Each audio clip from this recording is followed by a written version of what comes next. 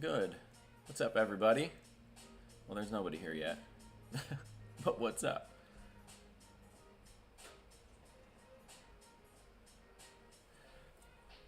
Alright, cool. Let's wait a second for people to get in here.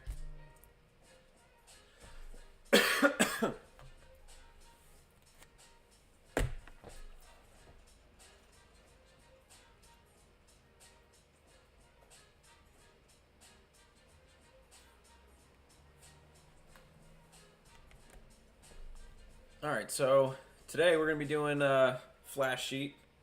Last time I did this flash sheet. Let's see. I got that all shaded in last time.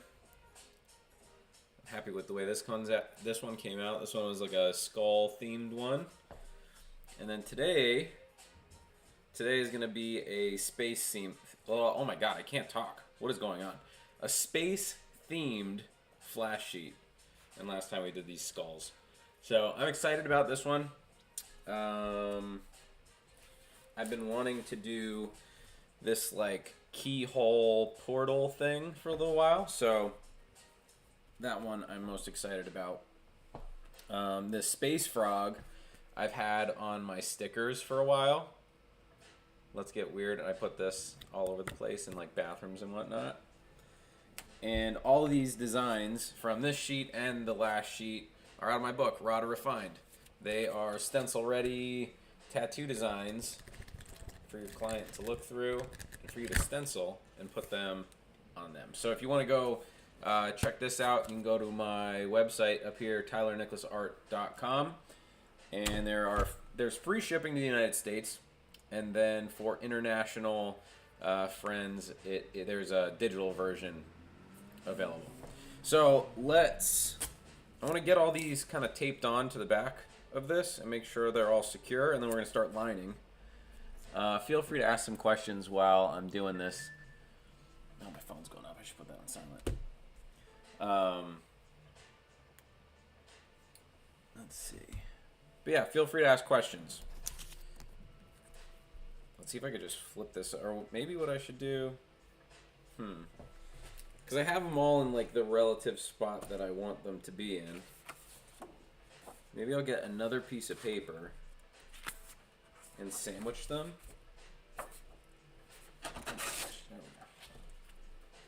Oh, and if you're curious, this paper is this mixed media paper. This is just from Michaels. It's an 11 by 14. It's a pretty decent quality. There is one that is slightly better than this, but for my purposes right now, I don't really need the better quality one.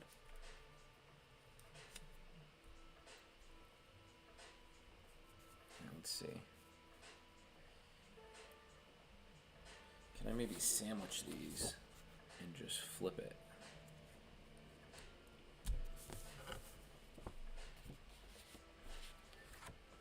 Whoa. Yes.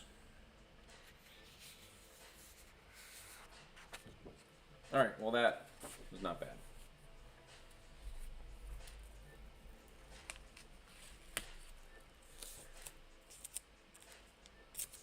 So what's everybody's day looking like?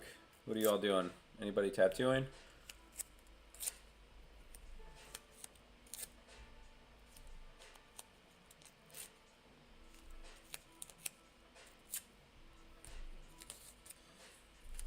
I think I'd like to get this center one down first. Maybe. Or maybe I'll do the edges.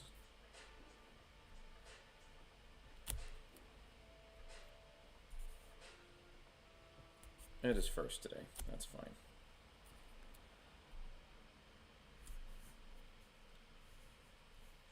Tampa Bay Packers, what's up? I wish. Oh, you wish you were tattooing today?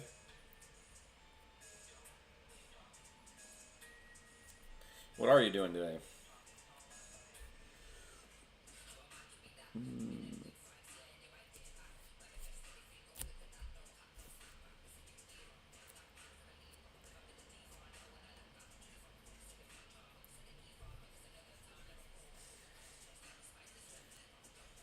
Tattoo flash for what exactly? I'm just gonna be hanging this on my wall. I'm always trying to make new stuff for my wall, but if you missed the beginning, all this flash is out of my book, Router Refined. Go check it out on my website, tylernicholasart.com. I don't know if you saw the one that we did last time. Let's see. We did this skull sheet, and now we're doing a space-themed sheet. And all these designs are out of my book.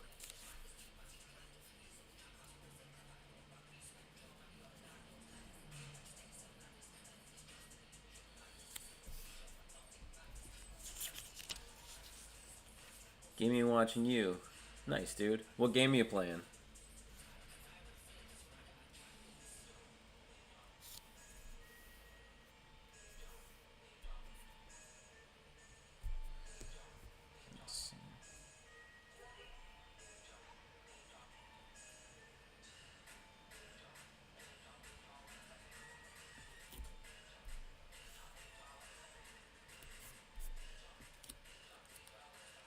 What's up, KJ? Stella. Right back at you. Rocket League, nice. That's cool. I never played Rocket League before. What do you play that on?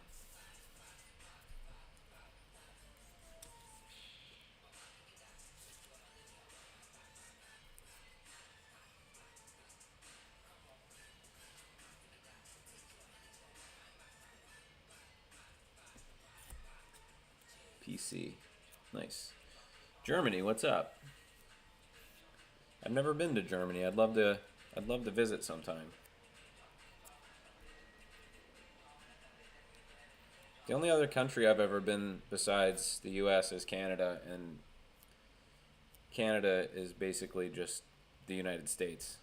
Like, I don't feel like the culture is very different.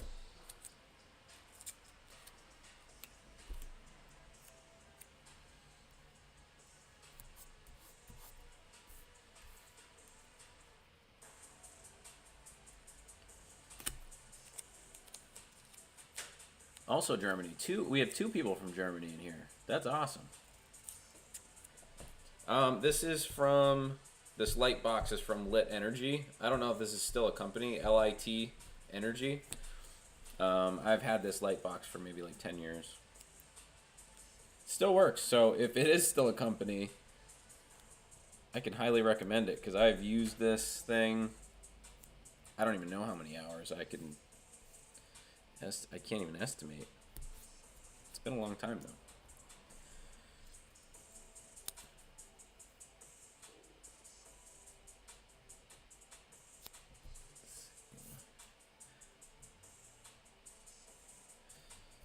I don't know, those are a little close.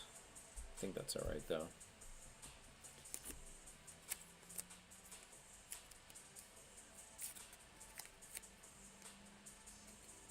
What parts of Germany are you guys from? I wonder if you guys are near one another.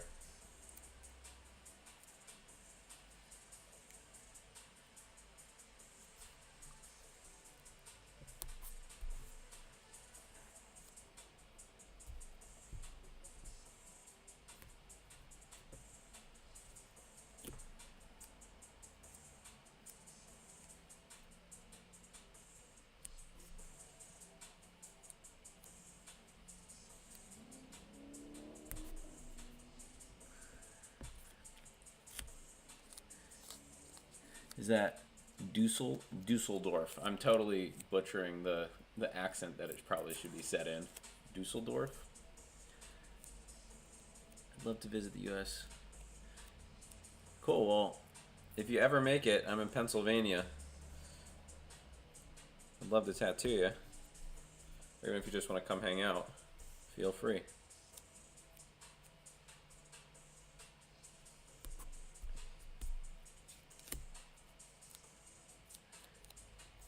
East Germany. Alright, let me try this. Is it Leipzig? Am I saying that right? Leipzig?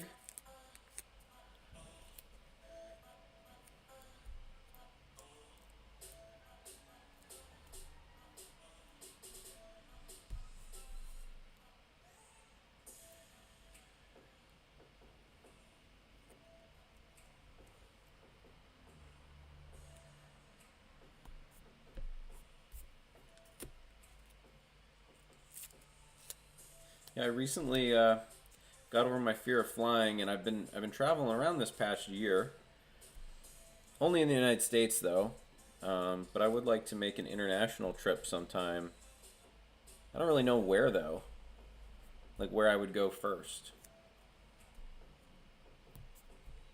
I've just always been so nervous of traveling and flying for some reason.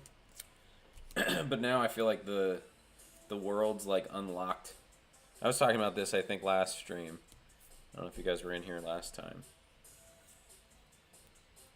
Love to see a tattoo tutorial again from you. Yesterday done on real skin, the eye tattoo. Oh wait. What does that say? Sorry, the chat is like this small over here on my computer, so it's hard for me to read up here.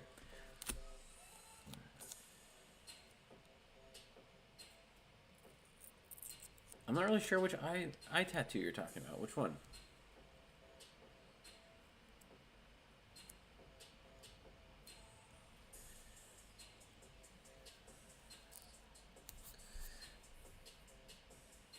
Stella message retracted. What did you send? Did YouTube make you say something? Or make you not show what you said? Alright, let's see if this is taped down good. I think that looks good. And then I'm going to sign my name down here once I'm done. I feel like those are spaced. Spaced accordingly. I think that's good.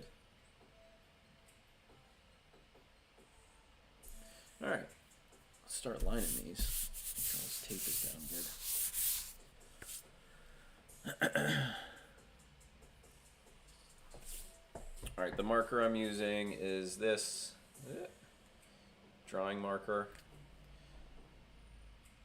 That's the size, and this is where I got it from, if you guys are curious. Lido or Leto. These are just cheap from eBay.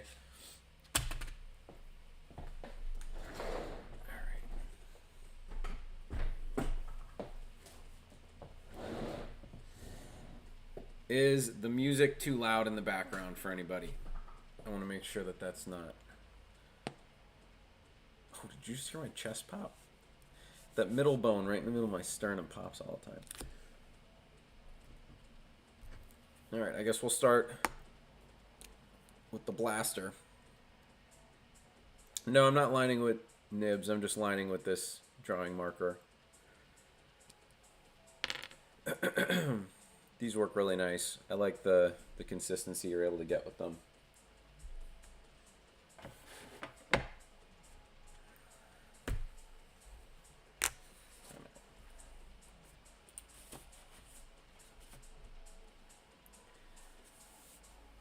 All right.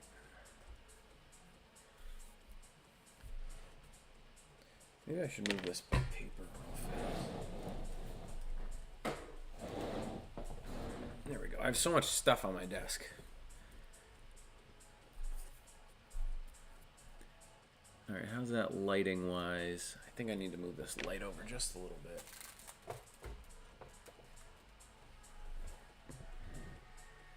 Let's see. I think that's looking all right. Let me just bring this down a little bit.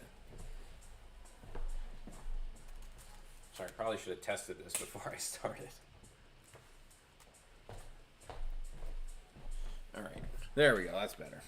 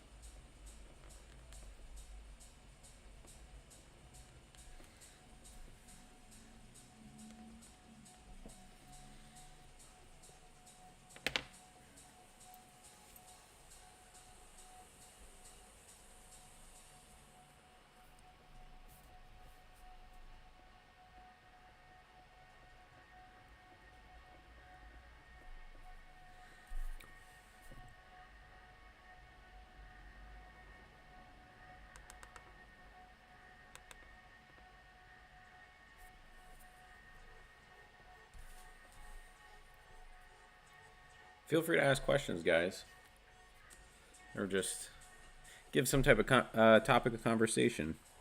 I'm just sitting here drawing.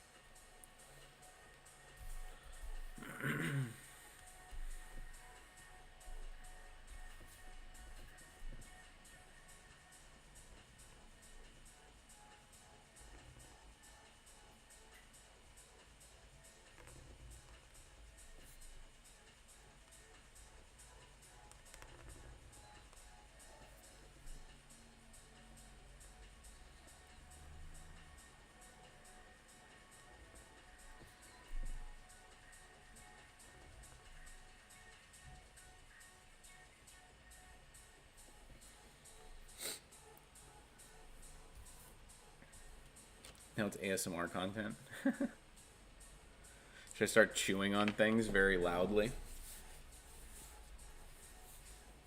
I never understood the ASMR stuff. Like, I forget who was telling me. One of my clients, they watch it, and they said that it makes them like feel good in their spine or in the back of their head or something like that. I never understood it. I watch it, and a lot of times I get almost kind of grossed out because the sounds are bizarre.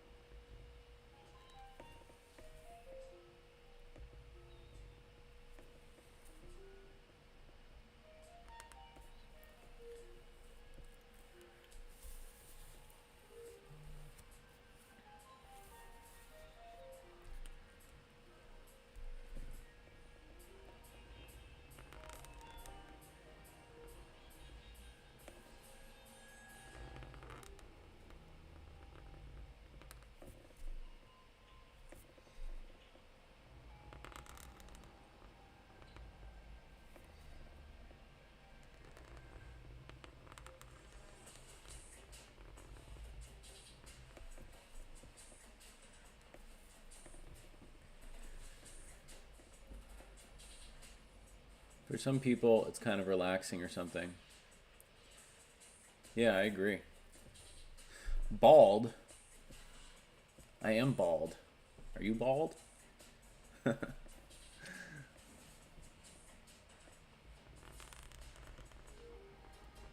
Is my bald coming into the camera when I look down?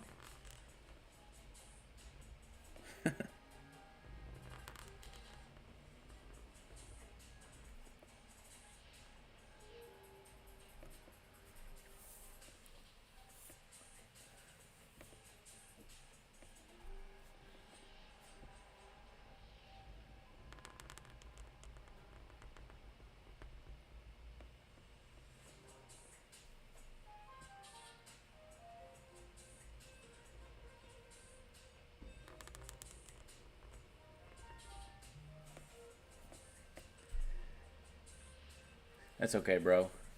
It's alright if you're bald. Does it make you sad that you're bald? You know how much money we save on haircuts?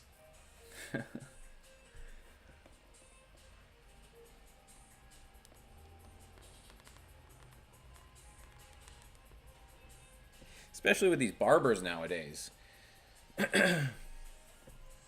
They're charging what some people charge for a tattoo for a shop minimum for these haircuts. I had somebody come in here a couple months ago and they told me that their haircut is $80.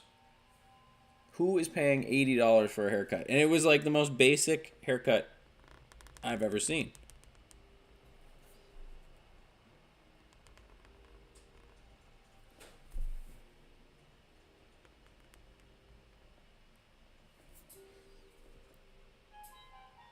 I spend like 12 bucks on razors a month, maybe, and just shave my head every couple days.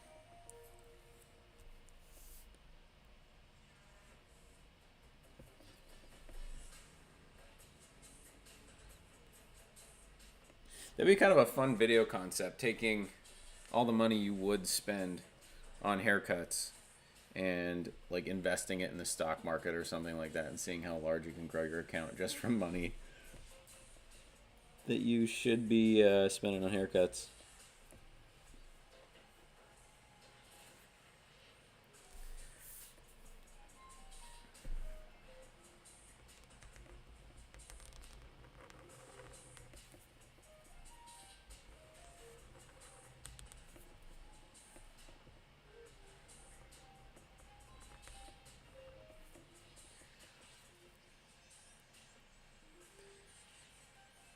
Razors are a write-off for business. You are right. I use so many razor blades here. I guess I could just swipe a few from my head. Except for those are just like really bad razors. I would probably cut my head so much.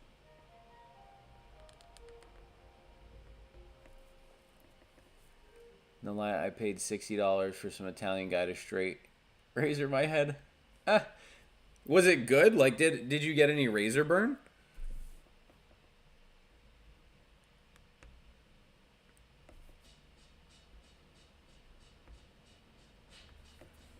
I did go to a barber shop maybe a couple months ago because I wanted to see. One of my clients suggested his barber, and he's like, "Oh, he does a good job with my beard." I was like, "Okay, cool. I'll try to like go get my beard like shaped and see what it looks like to see if it's worth me spending money on my beard." And dude, I spent $30 on this guy to do like this shape up on my beard, and he gave me the craziest razor burn on like up high on my cheek by my eyes, and it's like, bro, I don't even have a beard up there. Like, what are you shaving? Like, there's peach fuzz, sure, but why are you shaving by my eyeballs? Best pen for lining, like lining flash or lining like tattooing, because I like these for flash, if that'll focus. There's a bunch of different brands. These are these right here if you want to take a screenshot.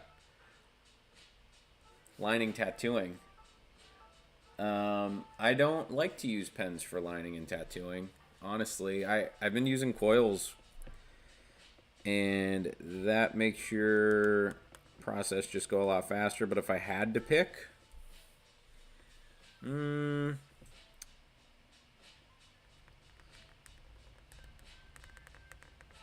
don't know. I just felt so frustrated with pens. Like, for the longest time, I was like, oh, this one's a little bit better than this one. And it would just be like, certain pens are better than others when tattooing and lining. But at the end of the day, they don't compare at all to coils. I would say... Is James finished? No, I didn't finish James. James is still at the same area that I finished last time. Where is he at? Let's see. But no, I don't know, dude. You can just get one of those like knockoff pens that are the same. That's basically the same. If you get like the knockoff Bishop liner wand or whatever. It's basically the same as the regular wand. But there's James. I still haven't finished him. I wanted to start fresh for the new stream, just in case the old people came on. I wanted to start a new sheet. I'll show it to you. But I will be finishing him eventually. This is my life. I start things, and then I finish them later or never. But we're doing a space-based one. Space-based. So we got this rocket blaster. It's like a keyhole portal thing. We got the space frog. I don't know if you can see these that good. A decapitated alien. A skull planet. And we got like a comet looking thing. But I don't know. The space frog, he's one of my favorites, and he's on my stickers, which are fun.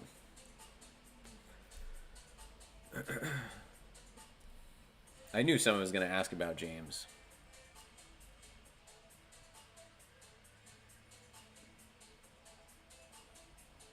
There are certain coils that use RCA. It's just better with clip cord for like mobility. And I haven't used a battery with a coil before. I just use the clip cord.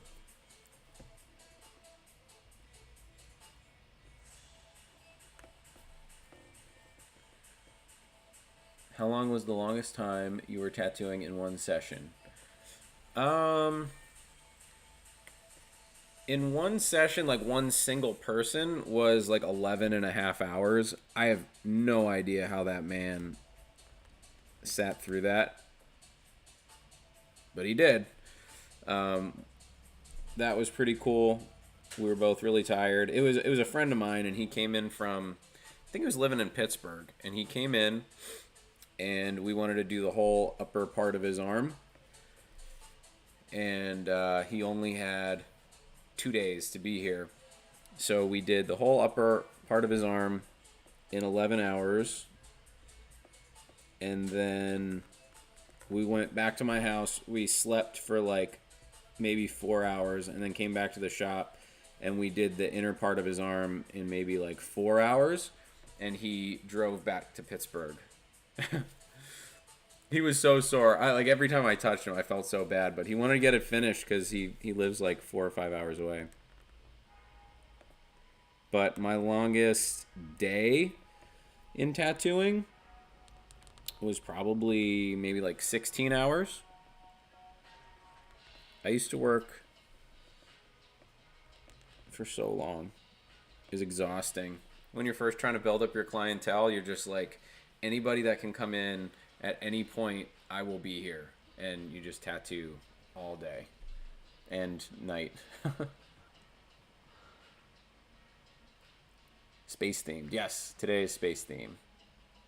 Yeah, dude, I honestly, now my days, like if I'm doing a larger piece, I usually break them up into like 4 or 5 hour sittings. I don't want to be tattooing for a long time anymore, to be honest with you. I'm trying to preserve my back. So my days are usually like 4 to 6 hours long and I'm done. And that's fine with me. And usually the clients are sore anyway by that point. Dude, Ryan, it was 11 hours the first day and then it was 4 hours the second day with only like 4 hours of sleep in between. So altogether it was about 15 hours in 2 days and then he drove back. But yeah, he was a beast. That was like, how long ago was that? Probably about 7, 8 years ago.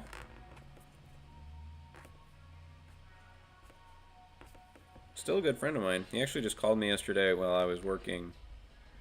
I couldn't pick up. I have to call him back today. Thank you for reminding me.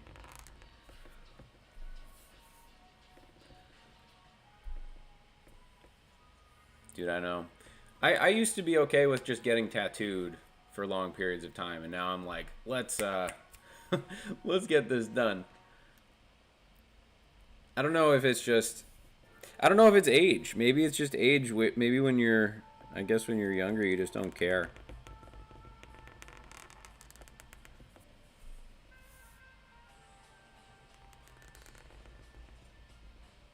Like, I love tattoos, but I hate getting tattooed.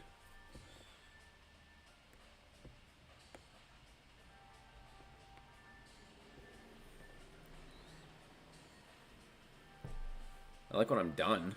That's cool. But, like, the actual process of being tattooed sucks.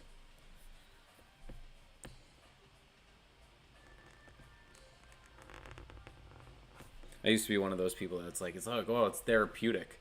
And now I want to be done with it. I don't want to do it. Chalking up to age. Glad I got the big ones out of the way. A few spots I wish I've got. Oh, dude, me too. I wish I got my back done when I was younger. That I have my whole back. I've saved my back just because I wanted to like wait because it's your biggest canvas on your body, and that's like my next project that I'd like to tackle. I do have to do some on my upper left arm, but besides that, my arms are finished. I have my whole stomach done.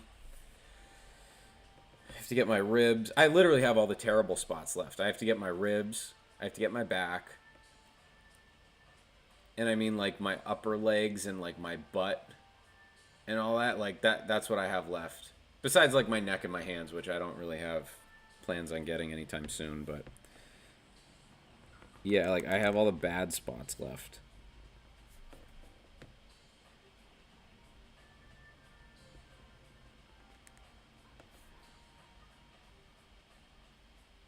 What was everybody's most painful spot that they've gotten tattooed? I want to know. Mine, by far, was my stomach. I don't know if it was the most painful just because it hurt so bad, but... Or also because it is my whole stomach.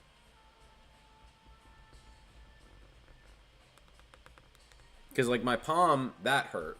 But, like, that was only... I don't know, like an hour or something like that, or maybe an hour and a half. But then my stomach, just the outline, was like 5 hours.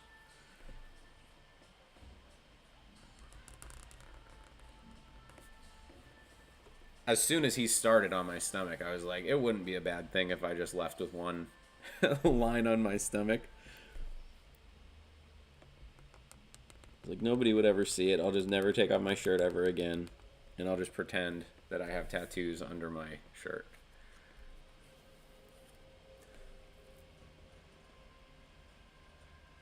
KJ, the first tattoo I've got took about 6 hours, and my tattooer was even more sweaty than me. Yeah, dude, it gets hot. You're like, all your muscles are activated. I get really hot when I'm tattooing. Veer, planning on getting my Oni mask tattoo on my calf sometime soon, hopefully. That's really cool. I love those. Those are really cool. Ryan, I got my full back done about 4 years ago. That was it for the big ones. Would never do it again. Lower spine was horrible. Oh, good. Do you have your stomach done too, Ryan? If you do, like, what's the comparison between your back and your stomach? Joe D, I'm starting my tattoo journey today. Oh, that's exciting. What's the best advice you can give me? Eat. Make sure to eat, be hydrated, and breathe.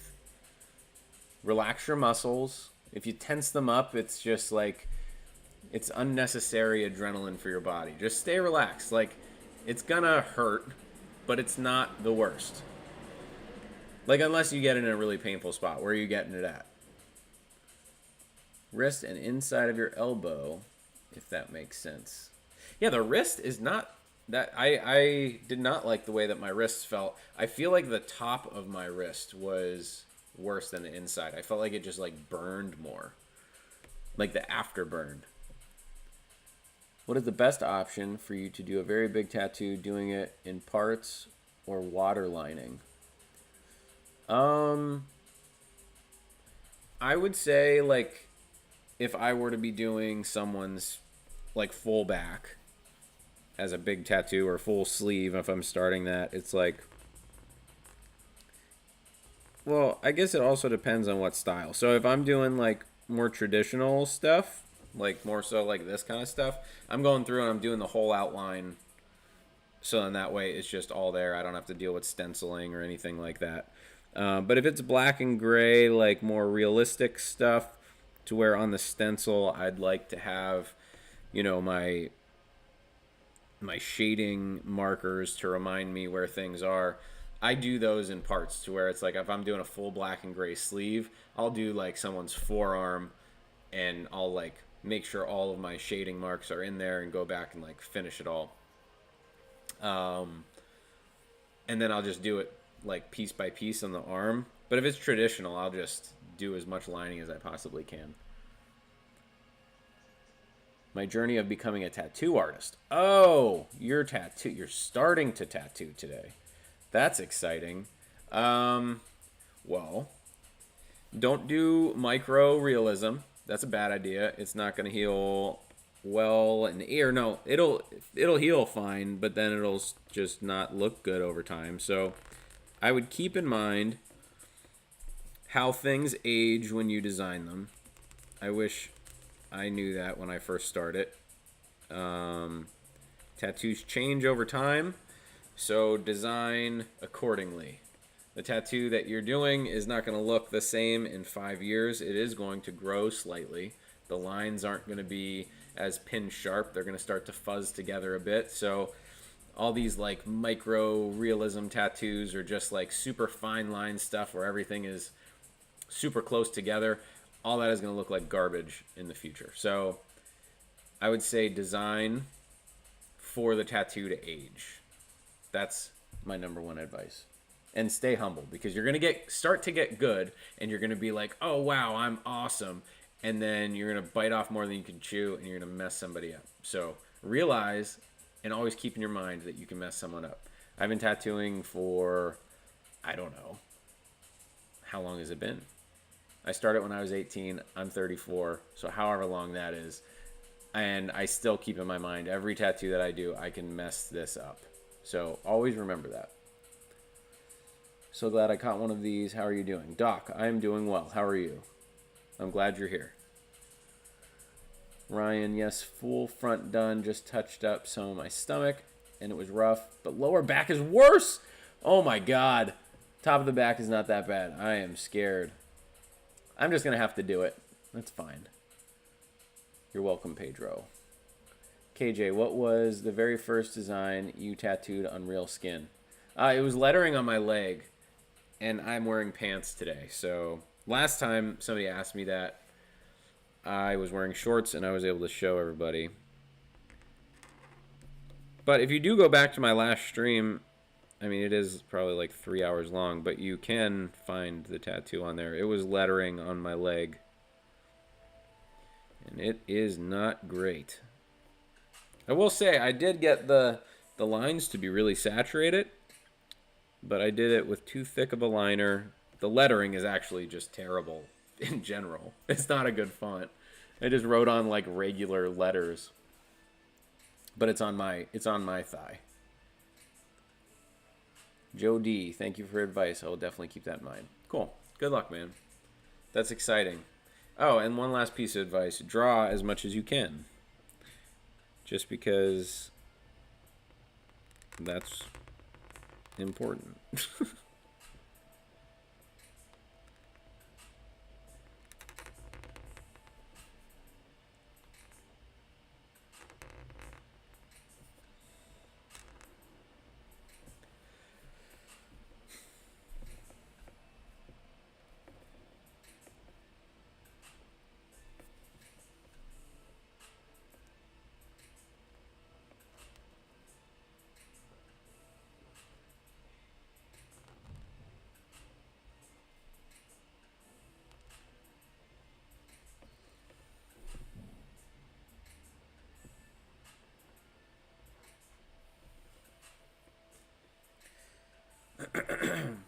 Do you recommend any seminar, course, or channel where you learn good things? I don't really watch other any tutorial stuff at all. If you're gonna take a seminar, I would say go to a tattoo convention and have like a one-on-one kind of thing with an artist that you look up to so you can really like learn what their style is. That's really cool. I don't recommend any like online courses. Any ones that I've ever seen, it basically looks like a YouTube playlist that you can just like find anywhere on the internet from a million different channels, and they just kind of put it together and put it behind a paywall. I was talking about this last stream, but all those like tattoo schools and stuff, they're just taking advantage of people that are excited to learn, and a lot of them aren't great. So I would say find some tattoo conventions in the area that you're in or close by, and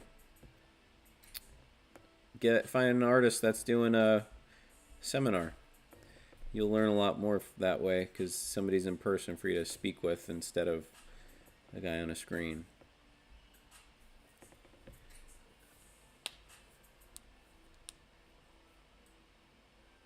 Tampa Bay Pickers.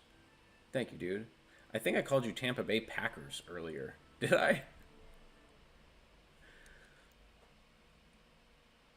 What size is that pen you're using? This is just the #1 drawing pen.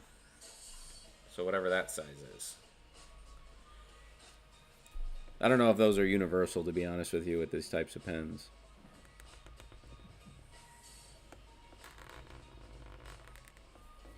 But these are from this pack. If you want to screenshot that. I got them on eBay. It was super cheap. And honestly, I only ever use this pen out of the whole pack. So if you just look up #1 drawing micron pen, you'll probably be able to find it.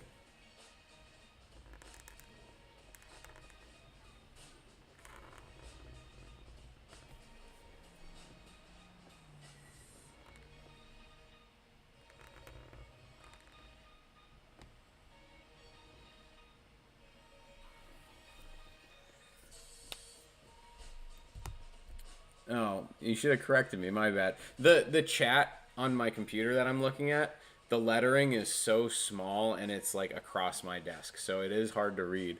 So if I like say anybody's name wrong, #1, I'm not good at reading. #2, the letters are real small, so it's making everything much more complicated than it needs to be. Looks like a 1.8. If it was a Uniball pen, Unipin pen. I don't know. I'm not sure.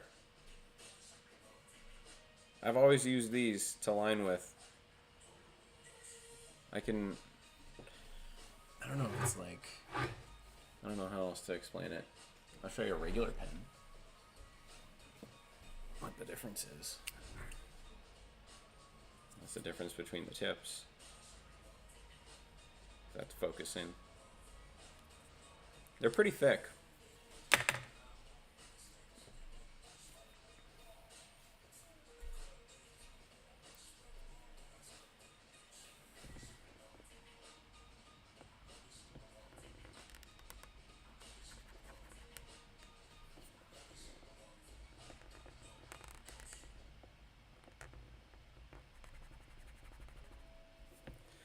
If anybody's just getting here, we're doing a space-themed flash sheet today. If you're able to see that. What's everybody's favorite design out of all these? I know what mine is, and I already said it, which is Space Frog. And he's on my stickers. Space Frog. Whoops.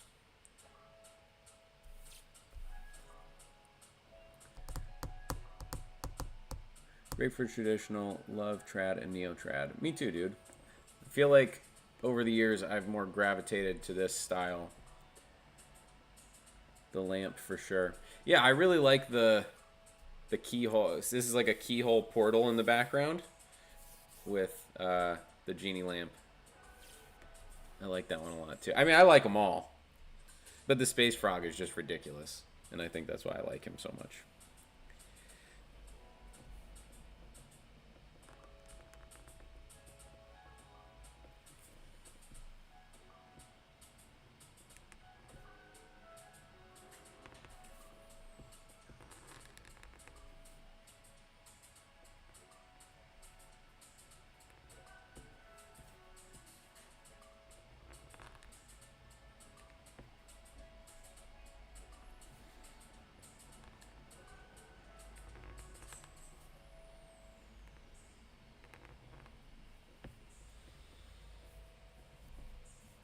KJ, would you recommend starting tattooing on real skin or on your own skin or client skin?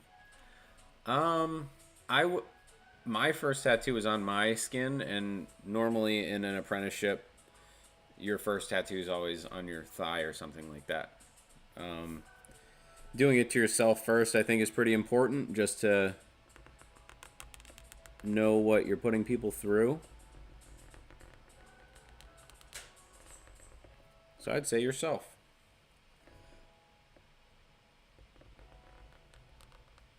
I still tattoo myself like once every year, every other year, just to kind of like remind myself what I'm doing to others. I actually just put up a video, I think it was yesterday, about tattooing the bottom of my foot. And I'm not doing the design, but it's another like portal kind of thing I did on the bottom of my foot, if you guys wanted to check that out. But I don't know. I think it's important to tattoo yourself.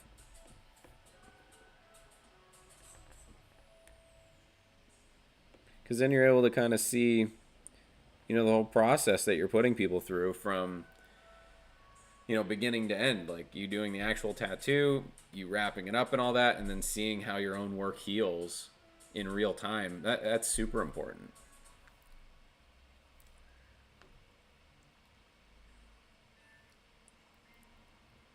Need to order one of your flash books. Looks great. Thank you, Doc. I appreciate it. I'm totally going to take this opportunity to plug it. Much appreciate it. Yeah, can I zoom out? There's my flash book. You can get it here. TylerNicholasArt.com. Free shipping to the United States.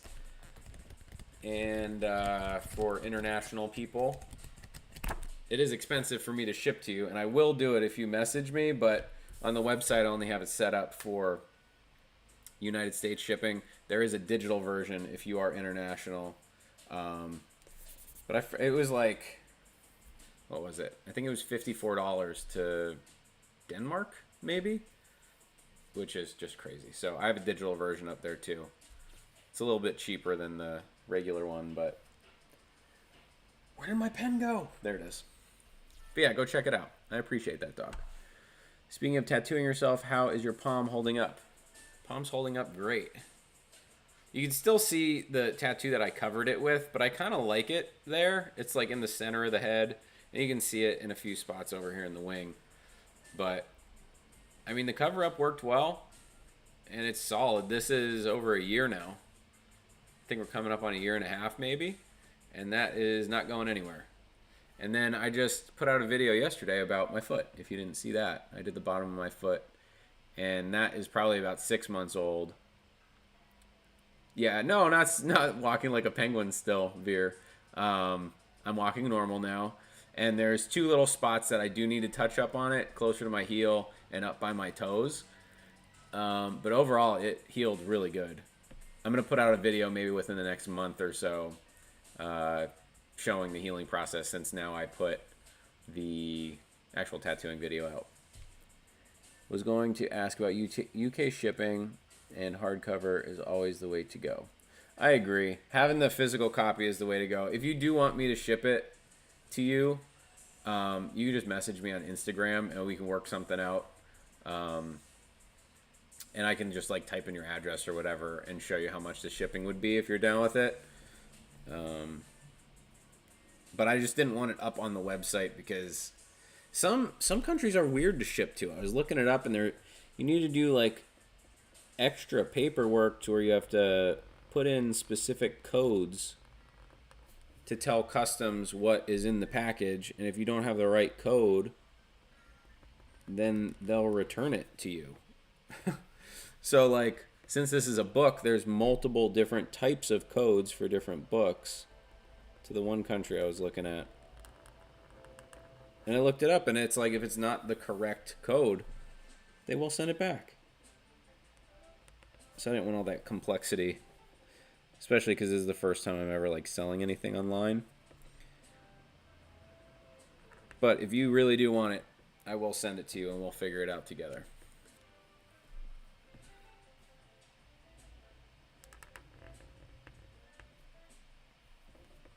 I was also suggesting to people buying the digital version and just getting it printed for themselves because it might be cheaper to do it that way.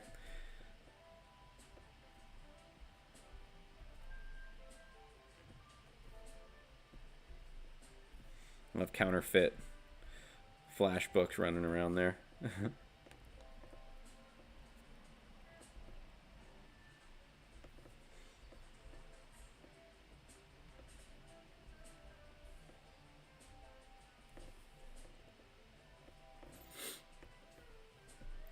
We'll do that. Payday is coming up. How hard was tattooing the sole of your foot? I'd imagine the skin is super tough. So, like, pretend this is the bottom of my foot. These are my toes, and this is my heel. Down here was harder, and up here was harder. But the hole in between, since it doesn't, like, touch the ground and there's no calluses, it was super soft. So this all was really easy skin to get the needle into. And then up here, I had to be like much more aggressive. And both at the top and the bottom, this is where I do need to do the little bits of touch-ups.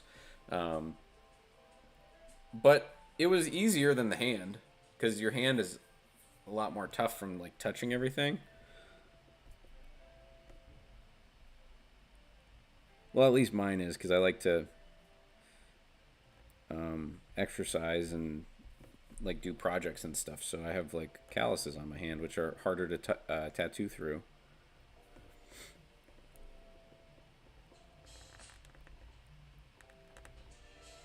But the sensation on the bottom of your foot is very interesting.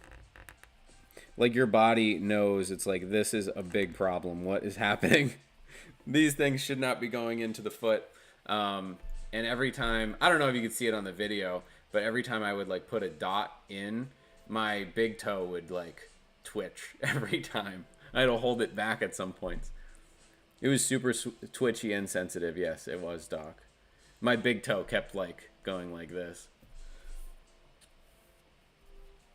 But like my foot never like kicked or anything like that. I'm not that kind of sensitive, but like the little tiny muscles in my foot were definitely twitching around a lot.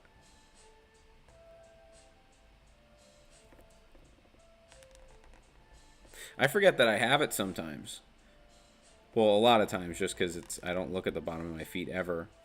And I'll like take a bath once every, couple weeks or something to lay in there to let my back soak. And I'll randomly see it because I'll put my leg, like I'll cross my leg on top of my other leg. And you're like, wait, what's down there?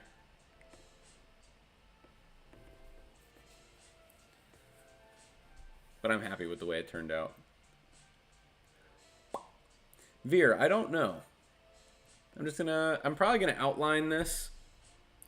And I'm gonna see where I'm at when it comes to like how hungry I am and whatnot. I won't be on past like 1 o'clock though. I'm trying to do some other stuff today. So I'd probably say max 1 o'clock, but maybe sooner, maybe like 12:30. Well, you might be in a different time zone, so I would say another hour, hour and a half, if that helps more.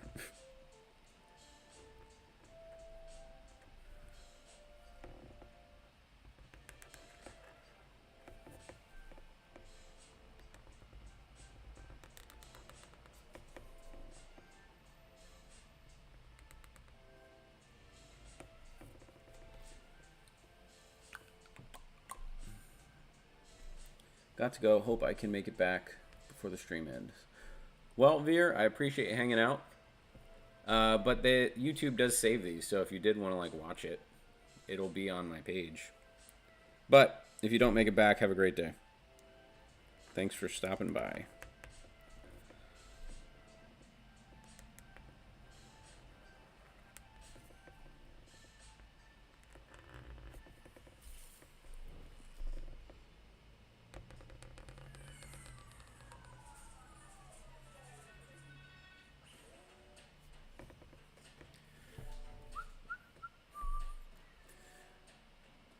Spyros. Hey, what's your opinion on pushing bigger liners like a 14 or 18 with the Wand Packer 4.2? Um, Overall, if you're doing any type of lining, I would recommend doing it with a coil. Number one. Um, I've never tried the Wand Packer 4.2 though. Um, so I don't really have the biggest opinion on that, except for I've been kind of getting away from pen machines. I've been doing more coil stuff, and I think you guys should too. If you haven't used a coil in a while or never have, you should do it. It makes your tattooing just smoother, things heal better. I feel like the trauma is less on the skin. You go faster, and it sounds awesome.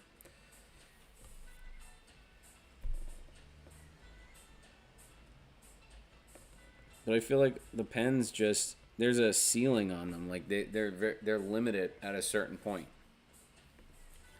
to where you're not going to be like once you get so fast with lining, it you can't go faster at a certain point because the pens they just don't they're not able to keep up.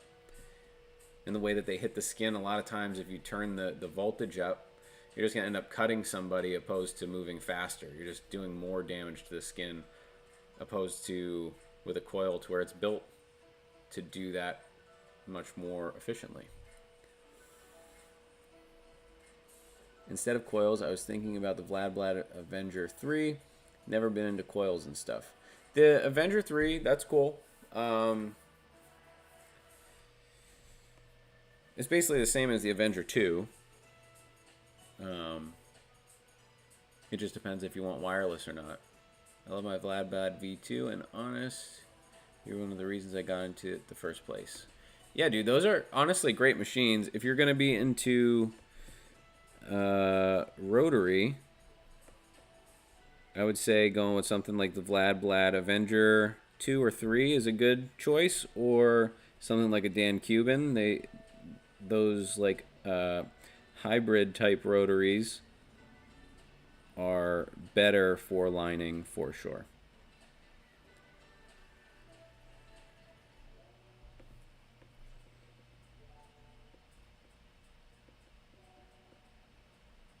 But if you haven't ever been into coils, I'd recommend going to a seminar. It is really, really helpful to like learn from somebody that knows what they're talking about when it comes to like building it. Like I went to three different machine building seminars in the last 6 months, and it's just such a good experience because you're around other artists, and then you're around the person that's making the machine. So if you have any questions, they're literally the best person to ask. And I went not really knowing a ton about coils, and I told them that up front. It's like my mentor taught me on rotary. When I first started, I started on coils, but I was tattooing at like house parties and I didn't know what I was doing. So my experience with coils was very limited, and so for the last like 10 years I've just been on rotary, and they're like understanding. I mean, nobody made fun of me or anything like that. It's just everybody's there to learn. So be open if you go to one of those seminars, and it's really beneficial.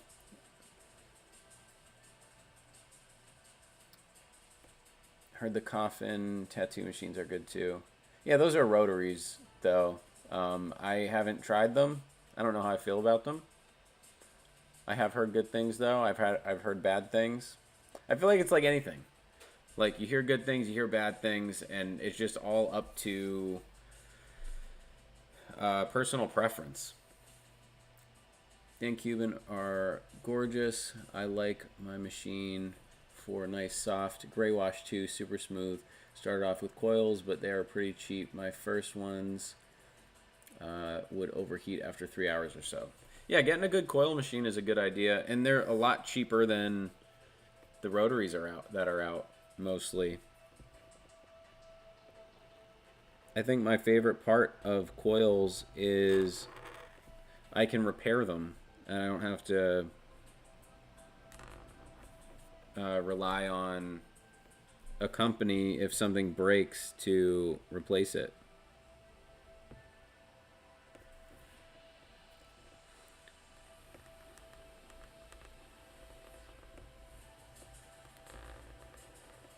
like that Prime pen that I got a couple months ago, within, I think it was within a month, something came loose on the inside, and I messaged them and I was like, hey, what is this specific fastener? What can I use to tighten this? Because it just came loose. I just have to tighten it. And they're like, well, you got to send it back for repair. And it's like, well, why can't I just tighten this on my own? And I sent it back, and when they got it, they said, oh, actually, we're just going to send you a brand new one, because this one, it would be cheaper just to send you a new one, which doesn't make any sense. Something just kind of came loose. So I don't know. That's another reason I'm starting to kind of shift my opinion on these machines. Like, if anybody's followed me for any amount of time, I've been on the rotary train for a very long time. And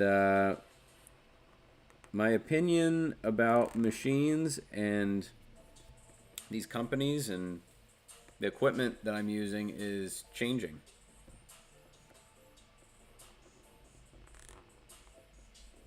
But I think that's just a healthy thing, to learn more and change your opinions about things, you know? Because I don't know about everything. There's a lot of people that know a lot more than me. I'm doing a lot of 3-round liner. Do you think the Vlad Blad is too heavy for that? No, I love the Vlad Blad for 3-liner, like dot work and shading and stuff. It's really nice because having the grip on the end and then kind of resting the machine on the back, and you just have to go like this, and the counterweight kind of moves it for you, and it hits really hard. You're able to slow it down enough to where you can get that really nice peppery look. I really like the Vlad Blad Avenger 2 and 3 for 3-liner stuff. I've heard an immense amount of issues about the Prime pen. Dude, me too. That thing sucked. At first I was like, you know, it wasn't really my thing. If you watch my review, I'm like, well, this, you know, just isn't for me. It doesn't hit the way I'd like it to.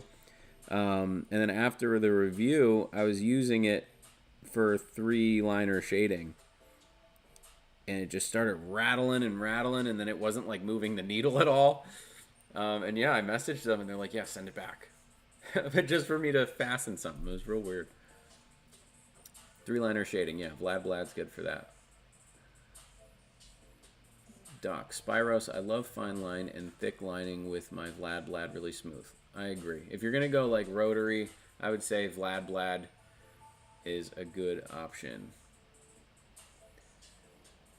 Spyros, at the end of the day, as in everything, you get what you pay for.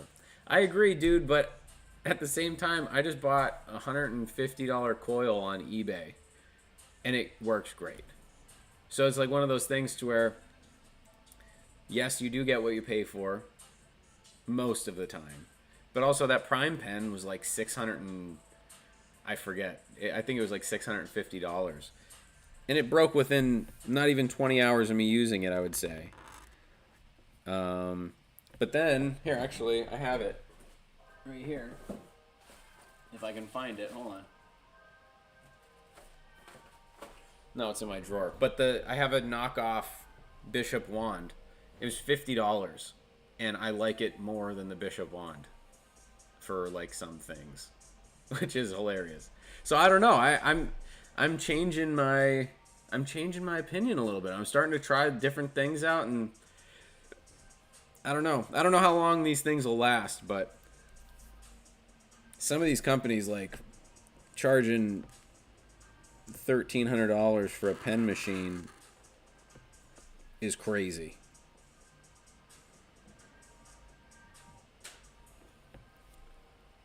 Like, I understand that it takes a lot to produce these things, but maybe we should dial it back in the features department and maybe just make it a good tattoo machine.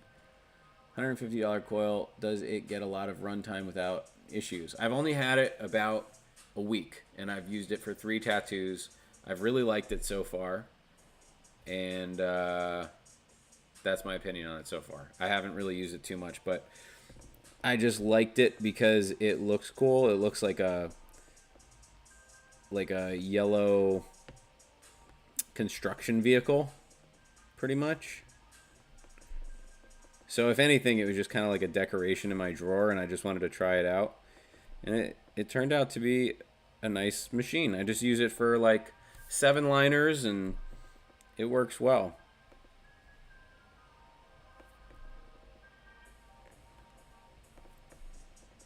But they're just like hand built machines on eBay. I don't remember the name of the brand though, or the guy that makes them. I'll have to look that up. I think my Avenger 2 is €900. That's without shipping and stuff. It killed me slightly, but worth it. Yeah, I mean, like, I've used my Avenger 2 Pro. Let's see. I want to say I've had it for 3 years now. Maybe longer. And I think I paid about $900 for it when it first came out. I think I pre-ordered it. I mean, I made my money with that. I made a lot of money off that machine. So I don't know. I think machines and just tattoo equipment in general, it has to do with, like, what are you buying it for? Like, are you tattooing full time? Then okay, if you make $1,000 purchase, you're gonna make your money back quickly with it if you're tattooing full time. If you're, an apprentice that isn't making any money, then $1,000, $1,300 pen machine is not worth it. So I don't know. It's just different between everybody. Like for me, I like to try new machines, and I'm okay with paying the price because I know I'm going to make my money from it, so it's fine.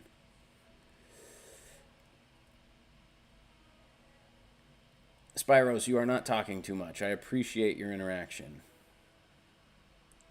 I've done these live streams to where nobody talks, so it's really nice to chat to people, Going on my first guest spot in the next months. Any tips?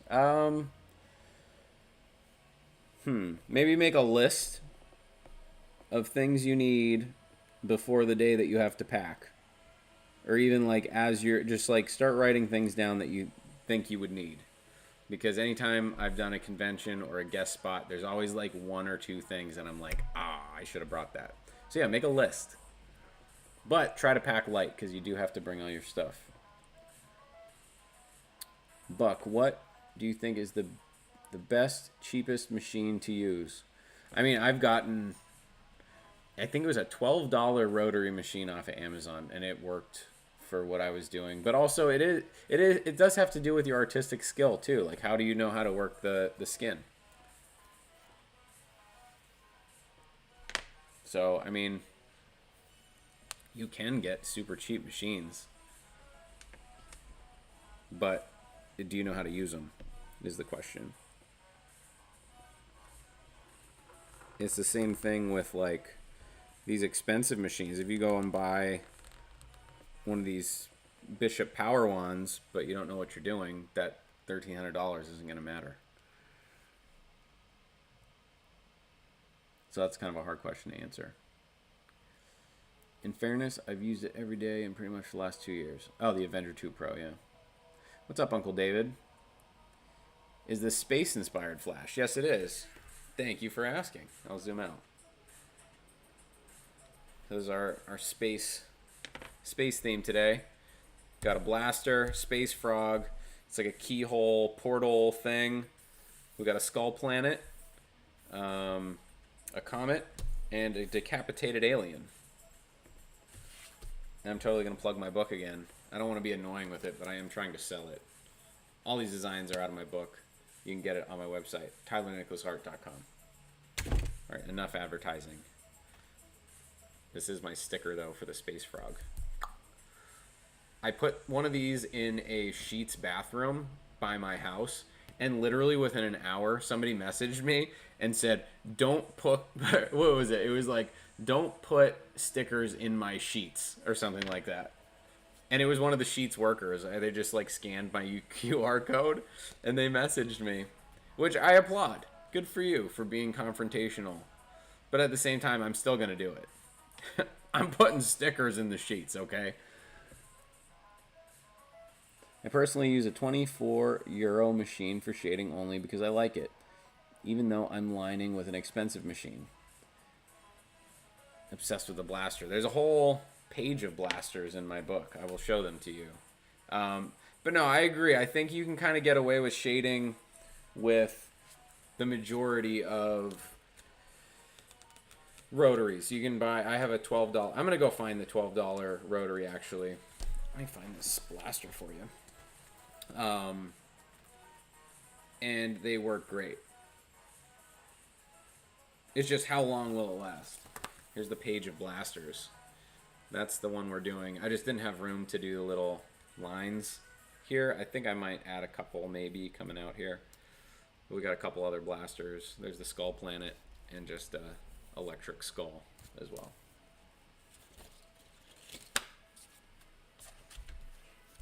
Should I try to find the $12 machine? I don't want to like leave over here. I think it's right behind me. Hold on. I'll be right back.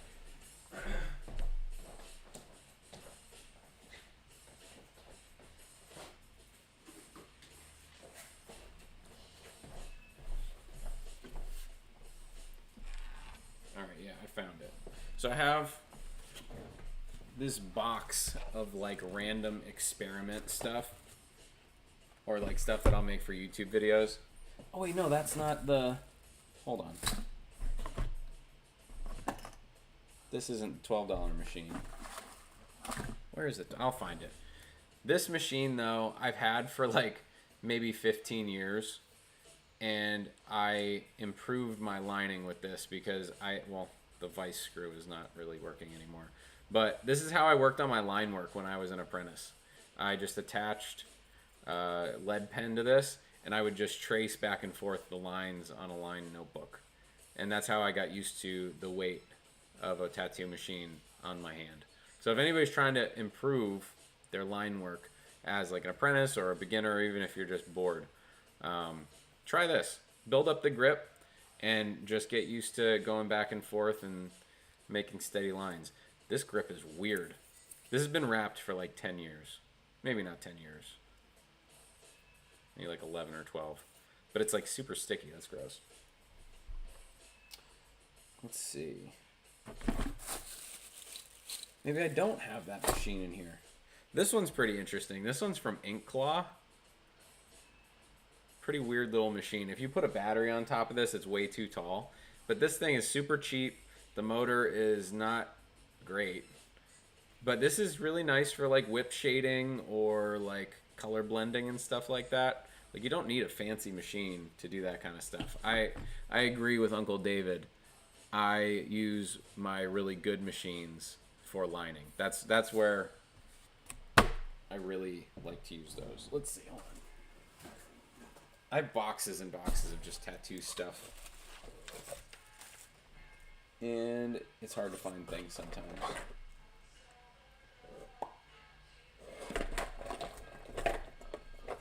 This is a $5 coil from eBay. I'm going to be making a video about this one, but I just have so many other things going on. I think that's pretty funny. It was $5. And it runs like garbage. So I bought it to like rebuild it and just try to make it decent. But who knows if I'll ever actually get to it.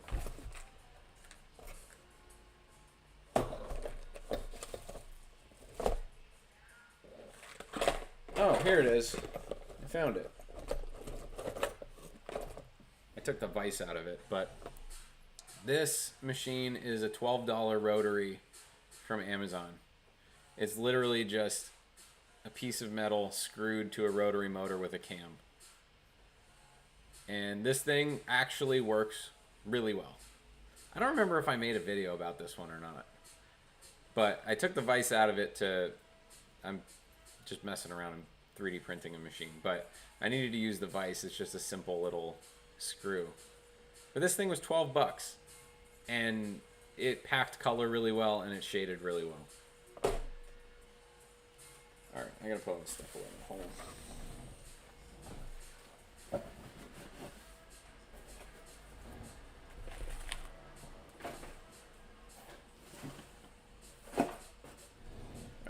boxes have returned to their home. You should merge a bunch into some kind of mutant machine. Dude, that's a great idea. Just buy a bunch of like really cheap machines and make an expensive machine out of it because I spent so much on all the little cheap machines. It's now expensive. Buck, can you show me how you hold your pin machine when you're getting in? Like holding my pen machine, you mean? Let me see if I can find a pen machine in here. Hold on. I mean, I hold the pen machine the same as a rotor or as a coil. You just hold the grip. Let me see.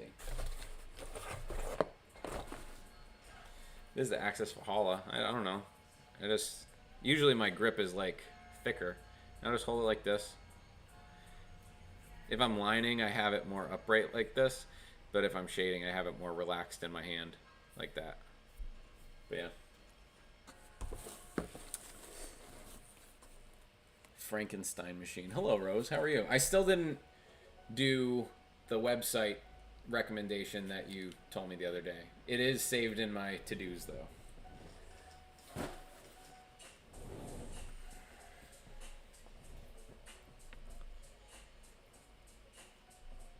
Some huge coil with 2 drivers that push 140 megs for quick and extremely painful blackouts. That'd be cool. That'd be real cool. I am doing a blackout like that oil and water look on this chick's ribs in like a couple weeks.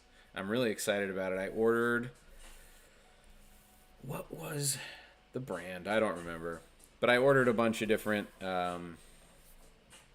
like big needles because I just want to make sure that I have the right stuff for it. There's some UK brand. My buddy John that did my blackout, I asked him and he recommended this one company.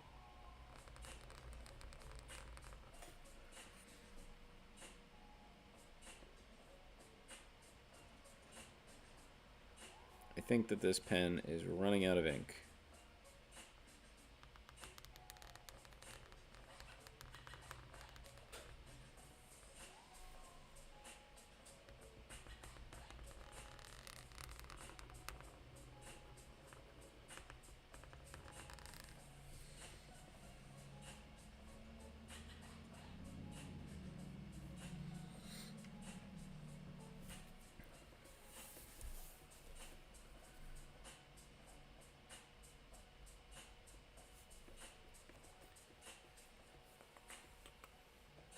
Yeah, I think the Frankenstein machine is a really solid idea.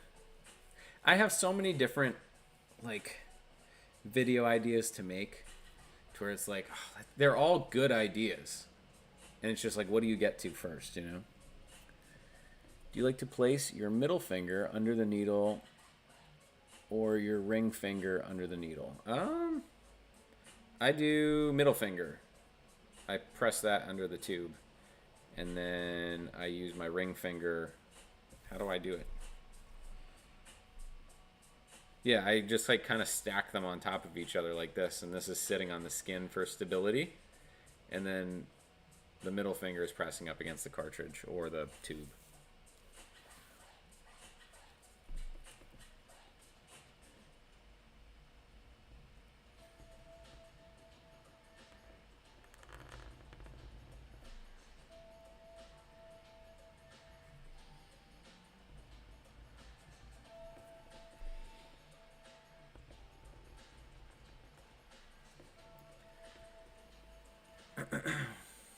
Oh, I forgot to post on Instagram that I was doing this. Hold on, let me put a link so that Instagram friends can join us.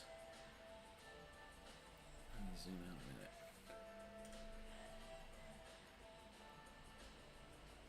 Let's see, I am live.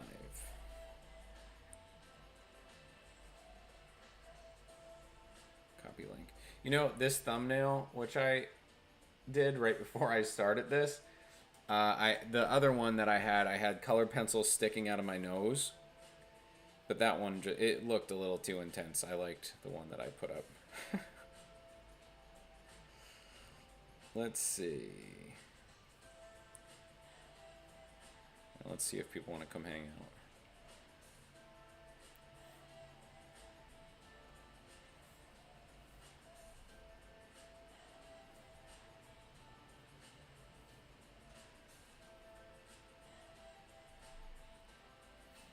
So what's everybody up to today while I'm doing this? Put some things in the chat or ask some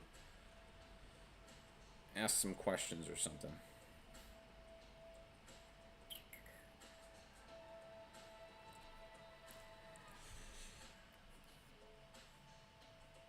No problem, Buck. Ain't no thing.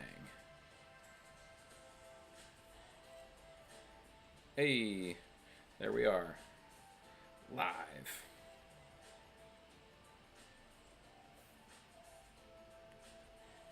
All right. Oh, shoot.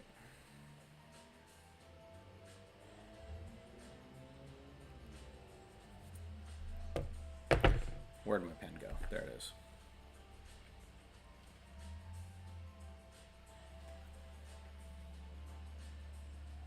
Like a dirty blast over with fat lines. That'd be cool. I just did a blast over the other day. I love doing them. They're fun.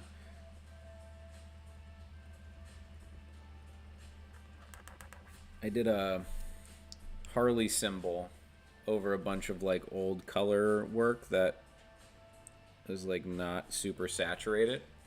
And it's cool because the Harley symbol, the lines were thick and black, and then all the colors were like mashed up in the background. It looked really cool. I'm an apprentice right now. What's the name of that $12 machine? I have no idea, Jonathan. Look up just on Amazon. Look up rotary machine. It's probably, I bought that thing like, I want to say like 6-7 years ago. It's probably like $30 now.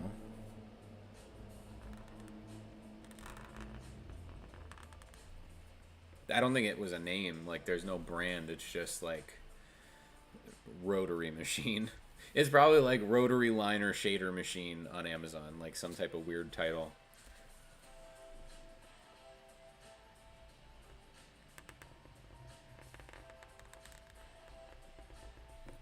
Yeah, my pen is dying. I have to get a new one soon.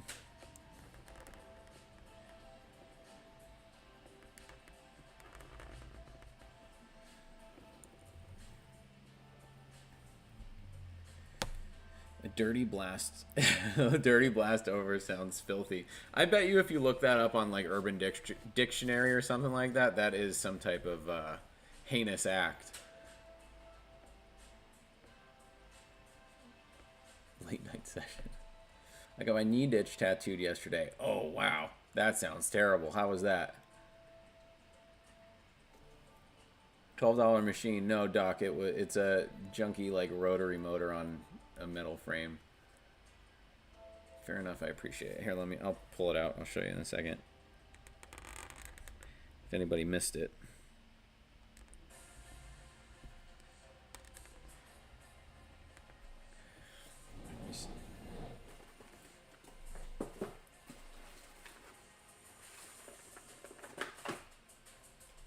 It's this thing. There was a vise in it. I just took it out to put it on a different machine.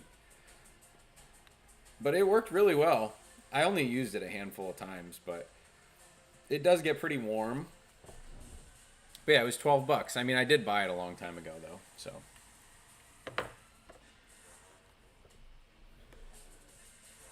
I won't be putting that in my internet search history. Why not?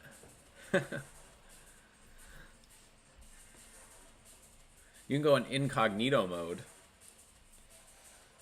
That way it doesn't save it.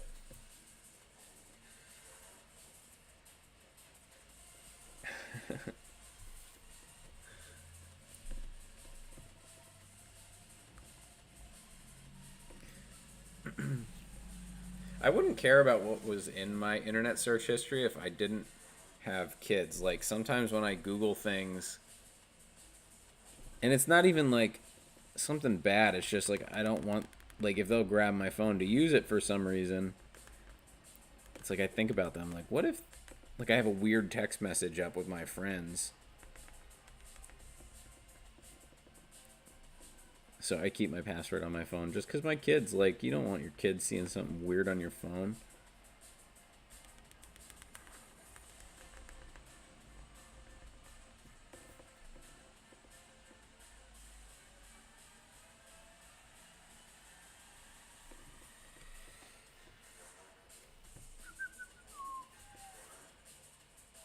There are spies always watching. Yeah, there are. The knee ditch for me was surprisingly not hell, but it was on the level of the ribs. That makes sense. I used to care about my internet history like in 5th grade. Yeah. I remember deleting it all the time. I mean, I was looking up things that I should be deleting at that point in time, but as an adult, you shouldn't have to. But then you think about your kids and you're like, oh, yeah, I should probably delete this.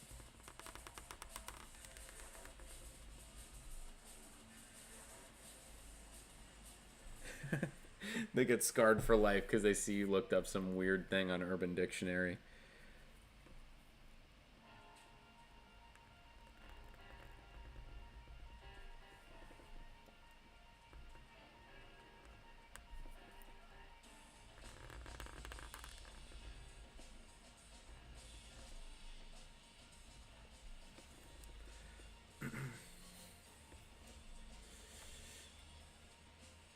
Top of the knee.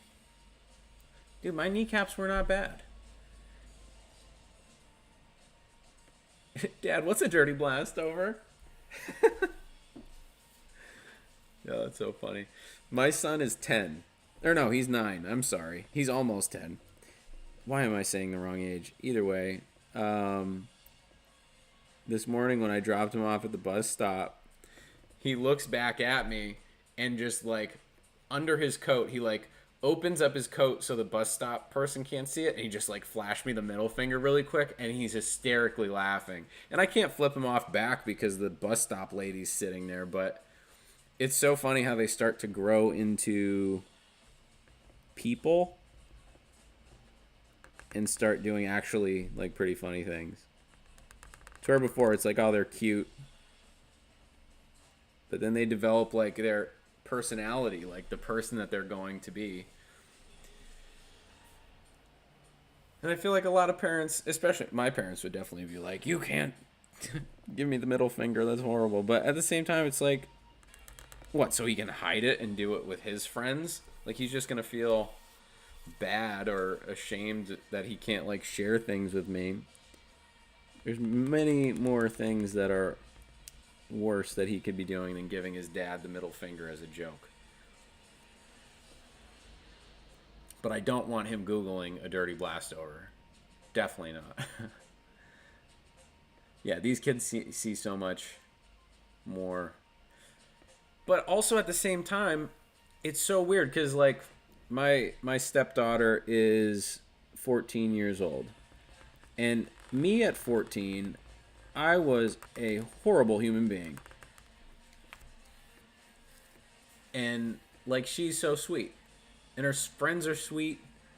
And I don't know, it seems like the kids nowadays are a little bit, at least my kids, thankfully, and the kids that my kids are around, they're like a little bit more innocent for some reason. I don't know why. But then there are like I just saw on the news the other day, there was this huge shooting by my house. The 4 people that were shooting, they were all kids. There was a 16-year-old, a 17-year-old, and 2 20-year-old kids. They went and like shot up a house or something. So I'm not saying all of them are good, but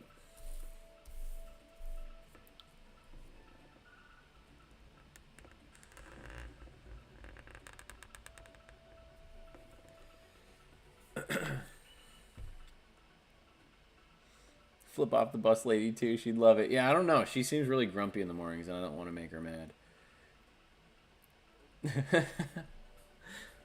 That's funny. No, I'm not gonna flip off the bus lady. I don't know if I don't think she really likes me, to be 100% honest with you. And I don't want to give my kid a hard time, so. if something ever happens, I would like for the bus lady to protect my child instead of being like, no, he flipped me off the one time.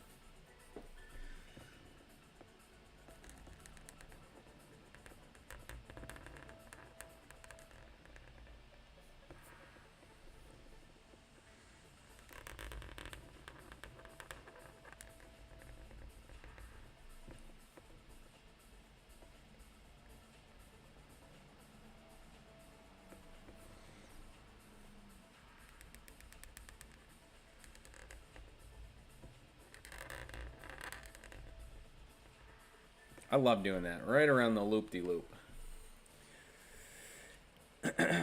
What was the youngest age person you tattooed? Uh, when I first started the shop that I was at, the guy that owned it, he would allow 16-year-olds with parent consent. Now, I only do 18 and up. I'm not tattooing anybody under 18.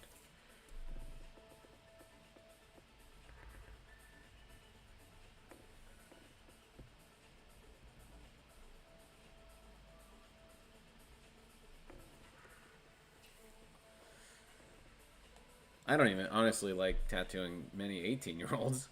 They usually are just like, they come in and they watch Ink Master a few times and they ask you the same typical questions about things and the tattoos they want. It's like, I know you're going to regret this when you're like 23. I don't know. A lot of younger people like to get stuff on their hands and stuff, and they don't have anything else. And it's like, well, I'm not going to do that on you. Sorry, pal. And they get mad at you, but I don't care. So I'd rather them be happy in a few years that I said no than me just take their money because they wanted a hand tattoo on their face or something stupid. She just needs some spice in her life. Maybe she does. Maybe she would think it was funny. KJ, what's up? You're back. Uncle David, let's imagine your son comes back home with a huge tattoo at like 17. What do you do? Well, I would be a little upset because I'd like to do it for him. To be 100, unless it was nice, unless it was a good tattoo, I don't care. But I'd like to do his first tattoo if he were to ever get one. That's the only reason I would feel upset. I don't care if my kids get tattooed, as long as it, if they're under 18. I mean, I would tattoo one of my kids under 18, but like it would have to be something that's not stupid and not highly visible. Yeah, I think the only reason I'd be upset is if it was bad, like poorly done. And also, I would just like to have that experience with him. A couple of years ago, actually, I think. How old was Lila? Let's see. My stepdaughter, she's very artistic, very, very talented. She's a better drawer than I am. And, well, maybe not better drawer, but her potential is much higher just because of her skill set that she already has now. I let her tattoo her dad with my supervision. So ever since she was 4, that's when I met her. She's always been very artistic, and her dad would want to get her like drawings every year pretty much. And we started out with like this little self-portrait that she did, and we did it on her forearm when she was like, or not her forearm, on her dad's forearm when she was about 4 years old. And then we did a bunch of drawings over the years that she did, and then I think it was like 2 years ago he texted me and he's like, hey, I want to get this one. She drew this. I'd like to get it. And I told him, I was like, well, if you're okay with it, I'd like to have her tattoo you. I feel comfortable like telling her what to do. I think she was 12. And I kind of brought her in and gave her a little crash course on, blood safety and all that whatnot, and what to touch, what not to touch. And he came in, she put the stencil on him, let it dry, and I stood over her shoulder and explained to her what to do, and she drew a little self-portrait, and that's what she tattooed on him. I'll actually show you guys. And no lie, it actually looked pretty good. She was 12 years old, and it was better than some shops that I've seen around here, to be 100% honest with you. Let me see if I can find it. Where is it at? Oh, there it is. I'm not going to show you her because I don't like to show my kids on the internet, but like, this is the tattoo that she did. It's a self-portrait. And it's like, that's not bad. A 12-year-old did that. And I saw it. It healed really well. How sick is that? She designed it. She put the stencil on, and she lined it all up. And I saw it after it healed, and it healed nice. I mean, obviously, some of the lines are double lines. They're not, like, super, super clean. But at the same time, that's on the inside of her dad's arm. And we all had that experience together. Like, I was here. My wife was here. It was like a whole big family event. And that's one of the most, like, special memories that I have with her. Well, I think it's such a cool thing. But she did a great job. I hate the Ink Master questions. Yes. They watch a season and then suddenly they're a professional. I agree. That's ridiculous. In Greece, all studios allow under 18 with parental consent. Yeah, in Pennsylvania, it's 16 and up with parental consent. Rose, I agree. I had such a good time, and that's just like a really special memory. And we have pictures of all of us together and whatnot, but I'm not going to show that on stream. If I ever have kids, I want to get a tattoo done by them at a super young age. I'll just make the needle go out a little, and it'll be great. Uncle David, I think that's a great idea. On my ribs or something.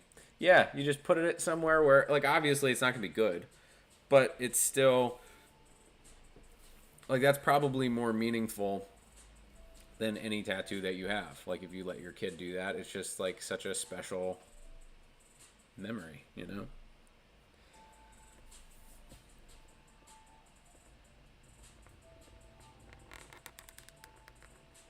But yeah, I told her maybe like 6 months ago, I told her that I would start, like, apprenticing her now.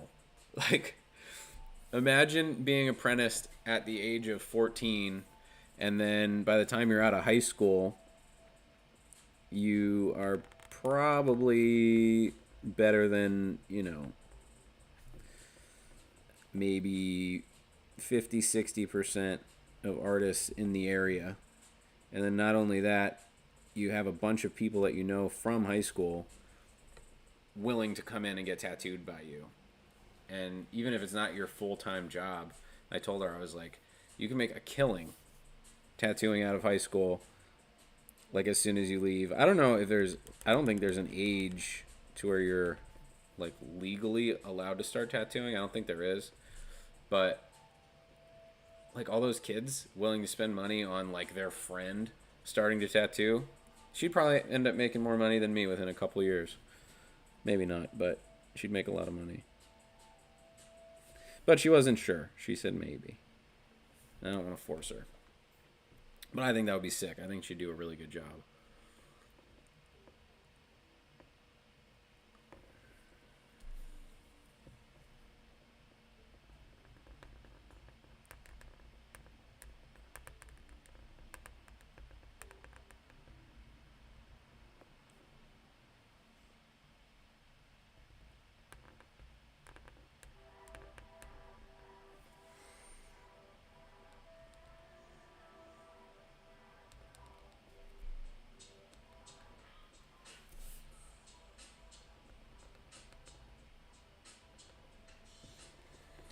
I'm excited. I'm actually tattooing this guy on a client of mine.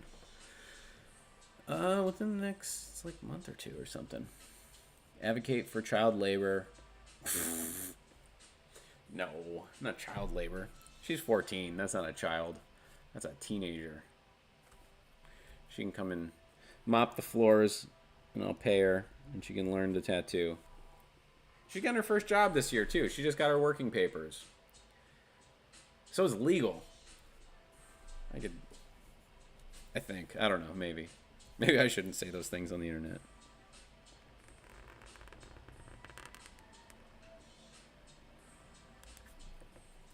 There's plenty of, like, gas stations and stuff around here.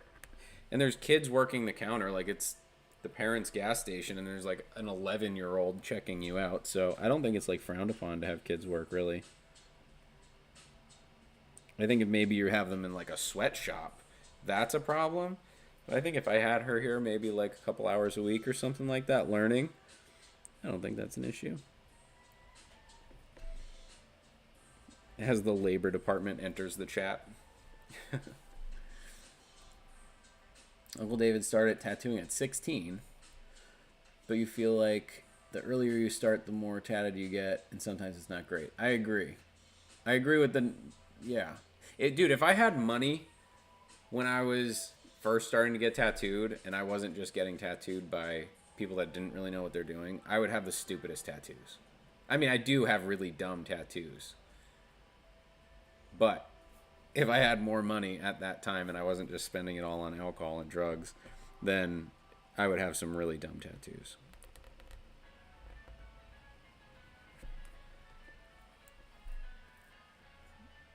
Flipping off the bus lady, child labor. Tyler, what's happening to you? That's not even the tip of the iceberg, bro. Sounds like a dream I wish I started as a teenager. I started when I was 18. And I got my apprenticeship. What was I, 22 then? Yeah, I started tattooing on my house and at parties and stuff when I was 18. And I was just drunk the whole time, really, to be 100% honest with you. And then I got sober and started taking it seriously and then got an apprenticeship.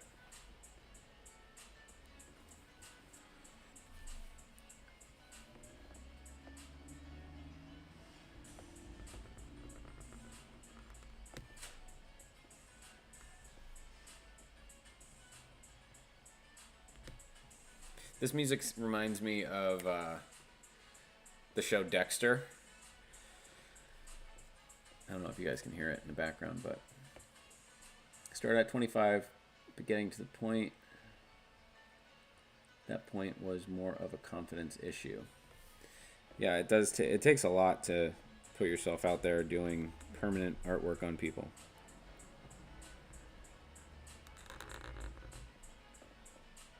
I remember my first tattoo, I was literally like shaking. My first, well, not on myself or on my friends. My first actual client, I didn't know her. She like messaged me on Facebook and was like, hey, I saw that you were apprenticing and doing apprentice tattoos. I'd love to come in and get something done. When I saw that, I almost threw up. And then when she was coming in, I was just like sitting there waiting for the like door buzzer to go off. Like when the door opens, it would go ding.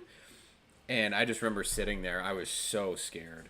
And when I first started the tattoo, my hand was like, oh my God. But I did a good job. I'm honestly surprised that I did a good job, but I did. How was your first time trying to get an apprenticeship? Like, how was that experience? So the guy, well, one of the guys that were tattooing me at the time, I became pretty close with him, and we would like hang out outside of me tattooing and do stuff. And he knew that I was like tattooing out of my house pretty much, and I'd ask him like stuff while he was tattooing me, and he would kind of give me advice and tips and stuff on what to do.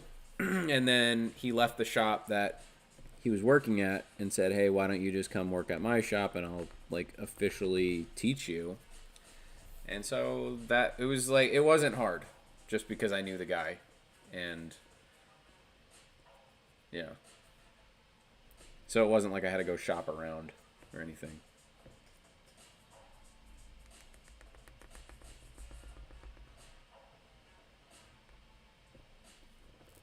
When you spend, you know, a couple $1,000s with somebody and hours upon hours sitting there talking to them, you know, it's a little bit easier to get an apprenticeship when the person knows you. So it was a little bit easier for him to offer. in my opinion, opposed to me just going in with a drawing book and saying, hey, teach me, you know. I'm 36 now. Is starting to tattoo at this age seem weird or too late? Alexander, no. It'll be harder for sure because you have like life responsibilities, but you can start at any age. I know somebody right now, they're in their 50s and they're apprenticing and they're learning, you know. They had money saved to where they were able to take time out of their actual job and they're learning to tattoo. So no, I don't think it's ever too late. It just gets harder over time. Doc, my first tattoo on an actual person, I was shaking like a shitting dog. Dude, I understand. Buck, how did you start tattooing after you got sober? Well, I was tattooing before I was sober. I was tattooing from the age of 18. And then, when did I... Let's see. I stopped doing drugs when I was 21 years old. And I started taking things a little bit more seriously, but I was still drinking. And I quit drinking for a little bit. And I started taking things more seriously. Then I started drinking again. I went back and forth. I stopped drinking when I was 23, I think. Or 24. 23 or 24.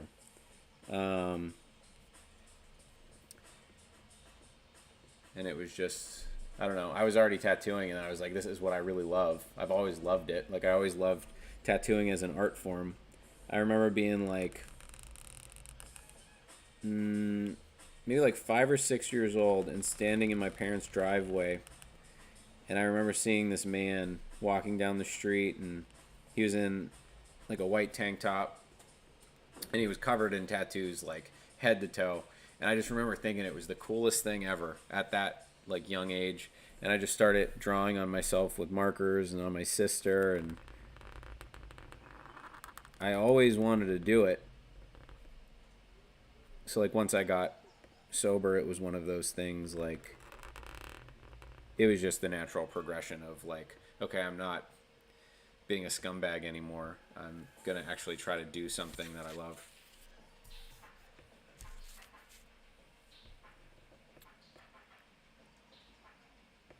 Let's do tattoo reviews again. That's a good idea.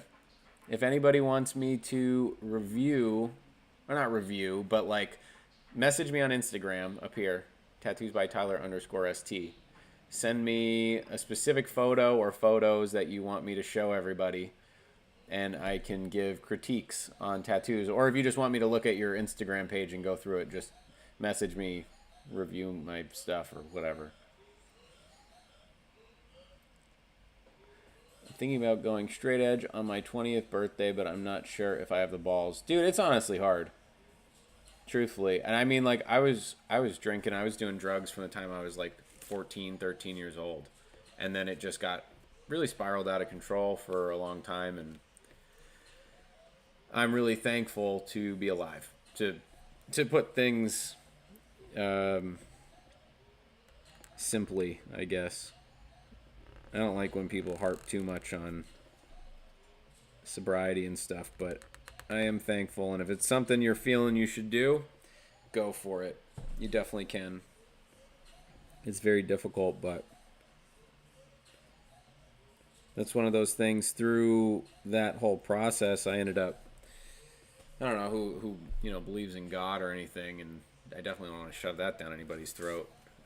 But that's how I found my faith in Jesus, and it was a really, really intense experience. Not really trying to get too far into that. Maybe I'll talk about that someday, but if you want to get sober, dude, go for it. It's hard, though.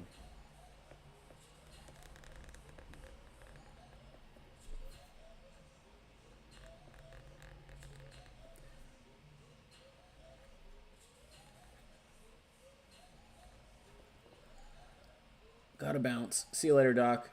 Appointment finally turned up. Nice, dude. Well, thanks for hanging out. I do appreciate it. If anybody wants to, let's see, did anybody message me on Instagram? I'm not even on the right Instagram account to listen to these. Hold on, let's see. Did anybody message me?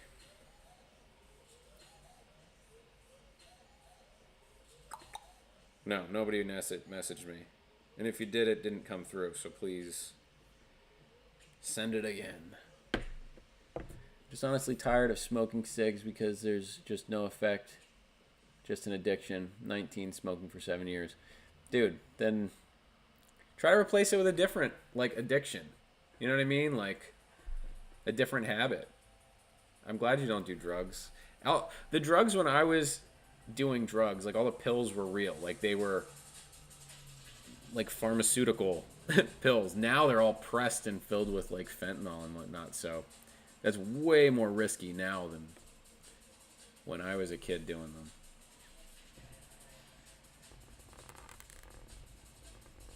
Yeah, if anybody wants me to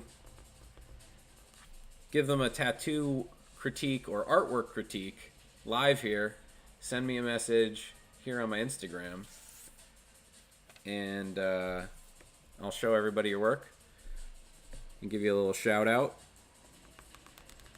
and tell you what you might be able to do to improve your work. Or if it's really cool, then I'll just compliment you. And it's really bad, well, I'll shame you. I'm joking. I'm not going to shame anybody. I'll be nice, I promise.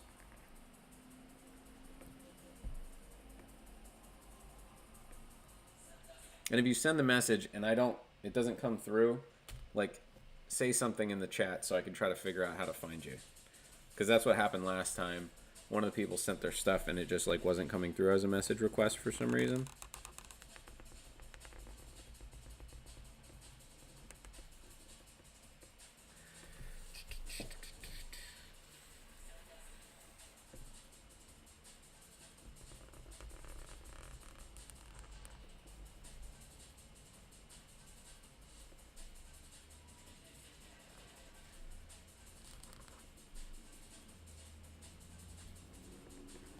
I love this comment. I actually might get this tattooed on me, to be 100% honest with you.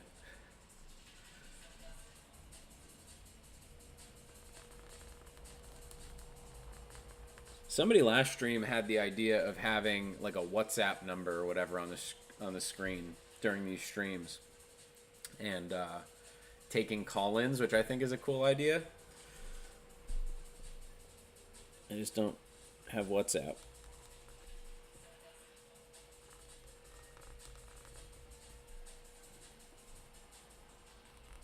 I feel like anytime anybody's ever tried to give me a WhatsApp number, it's been one of these like scammers in your messages that are like, hey, if you want to invest $10,000 and get $1 million back, here's my WhatsApp number.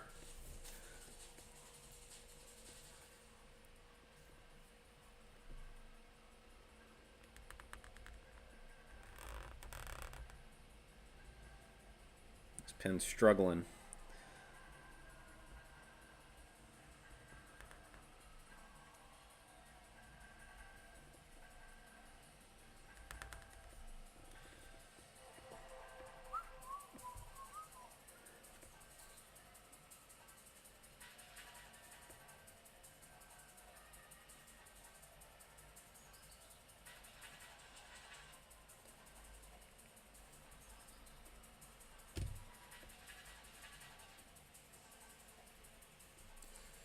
Uncle David, I know I'm 19 but want to get the side of my face tatted when I finish my bodysuit. What's your opinion on face tats?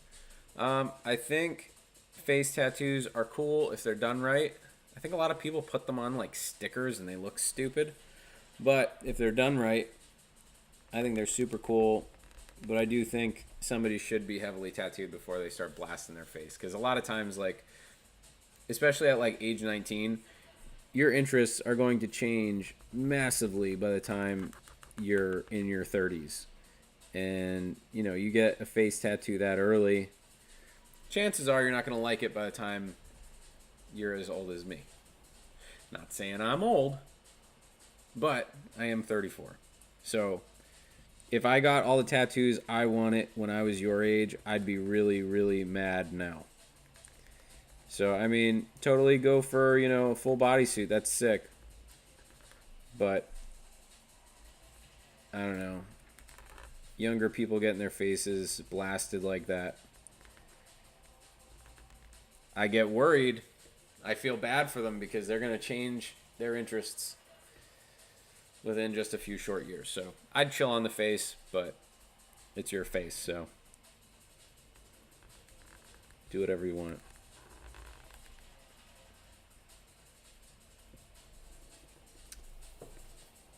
But yeah, I have that's the same opinion with anything highly visible. Hands, neck, face, head.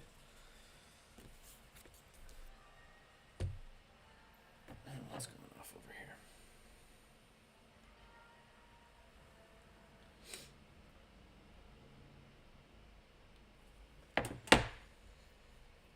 here? All right, we just got the decapitated alien to go. I want to get a drink real fast, Sloan.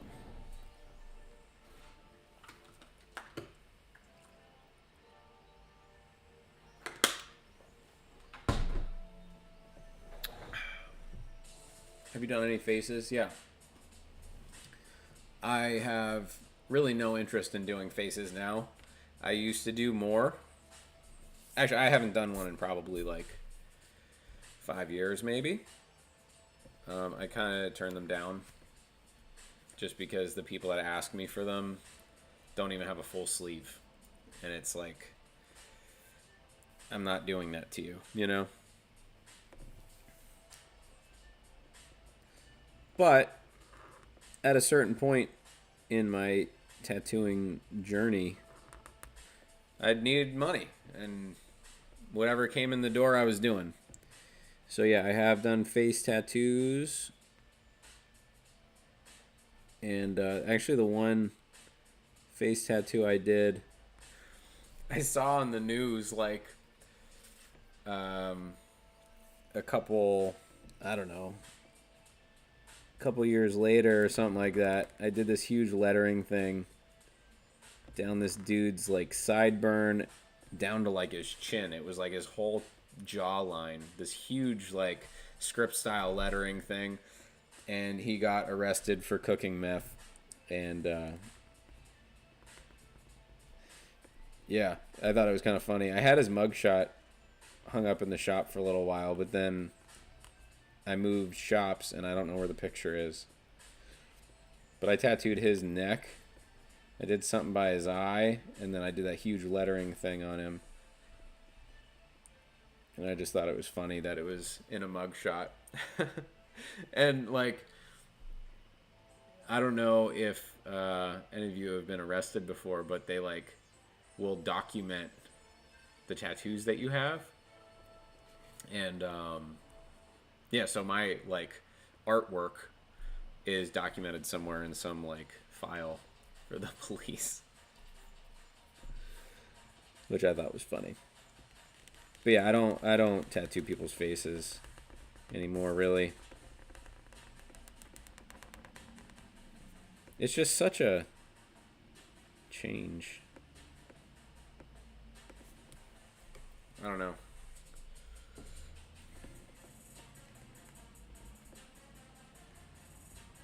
I just did someone's neck the other day, though.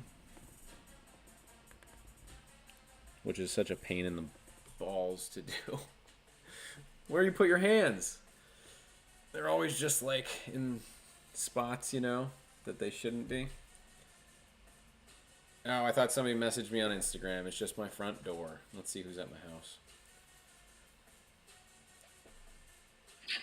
Yeah. No, my wife's going outside.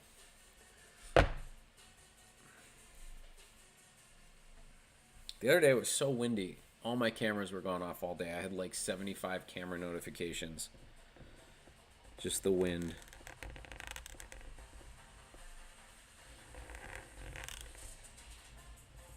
I have these neighborhood cats. Well, I don't have them. There's cats in my neighborhood that my neighbor feeds. And they sleep on his roof. And they're always in my front yard at like 2, 3 in the morning. And my cameras just keep going off. And I'll wake up to the alarm. I'm like, thinking it's ready. It's time for action because there's somebody outside of my house at 3 in the morning. But nope, it's just a cat peeing on my porch. It's really fun.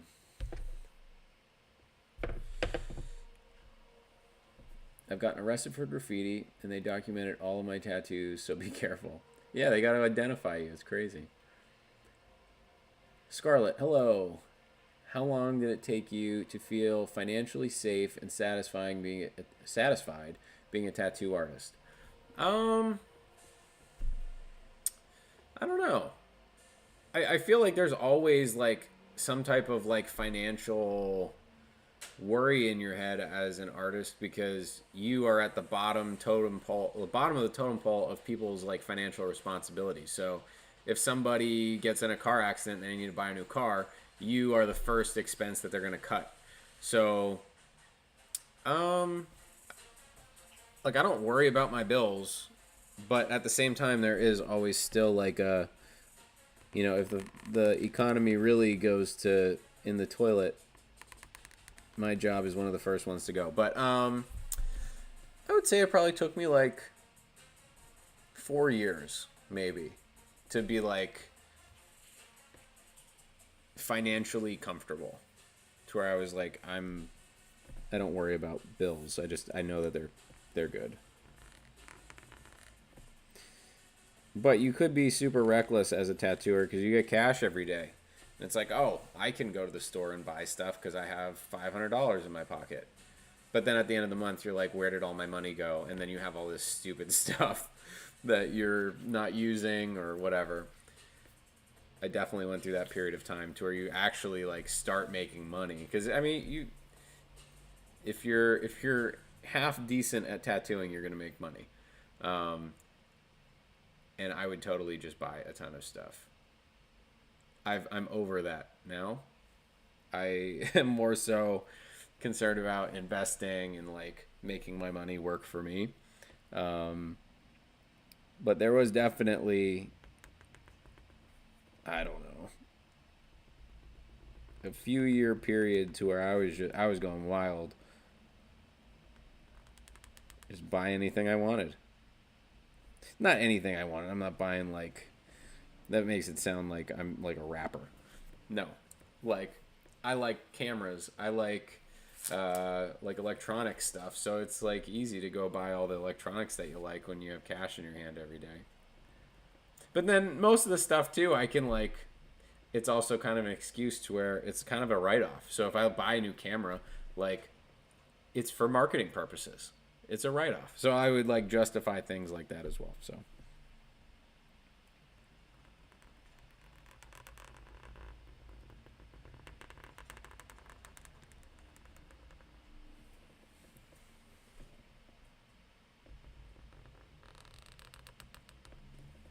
but I think that's also kind of like my age showing too, because like I have kids that I want to make sure get the things that they want and need. If you're a single person, then you're gonna have way more money than I do to spend.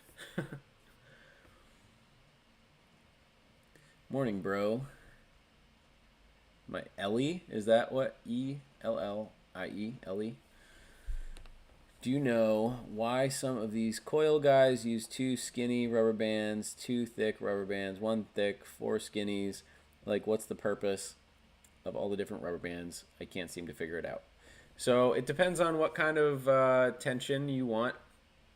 It just really depends. I use 2 skinny ones. That's equal to 1 fatter one. I don't really ever see people use multiple fat ones because that'll just kind of stop your machine from moving. But yeah, it all depends on what kind of stabilization you want and how your machine's going to run. You can move your rubber bands kind of up and down depending on if you want it to hit softer or harder too. But yeah, that's just different tension on your needle bar. Buck, I tattoo in Kingston, Pennsylvania. Where are you from? Where's everybody from, actually? It's always cool seeing where people are at. Where's my shop located? It is Kingston, Pennsylvania. You can look up 7th Trumpet Tattoo in Kingston, Pennsylvania. Not the number 7th, the word 7th with a th.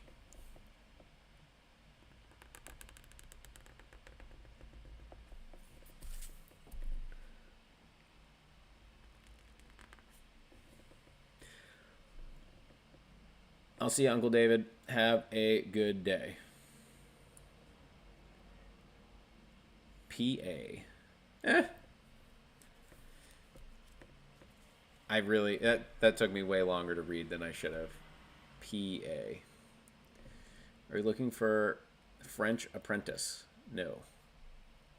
I'm not looking for any apprentice at the moment. French, non-French.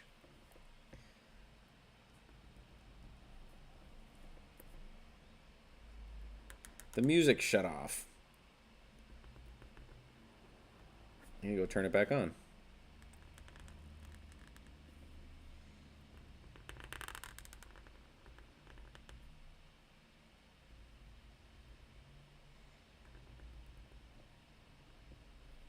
All right, time out. I'm going to go turn on the music real fast. Send me a question for when I get back.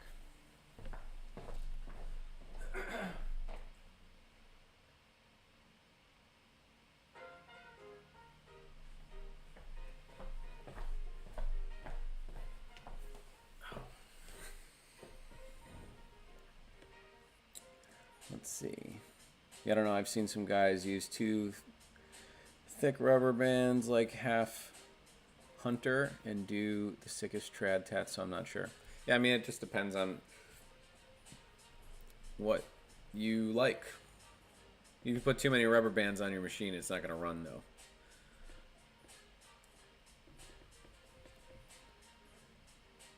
Buck, I'm originally from Cherokee, North Carolina, but I moved to Live Oaks, Florida a little over 3 years ago.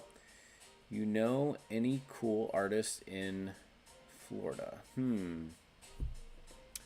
Let's see. Not really. Be 100% honest with you. That fellow... Well, actually, there's 2, like, more popular YouTube tattooers. That John Nielsen, I think his name is. That dude that's, like, pretends to be real rude to everybody.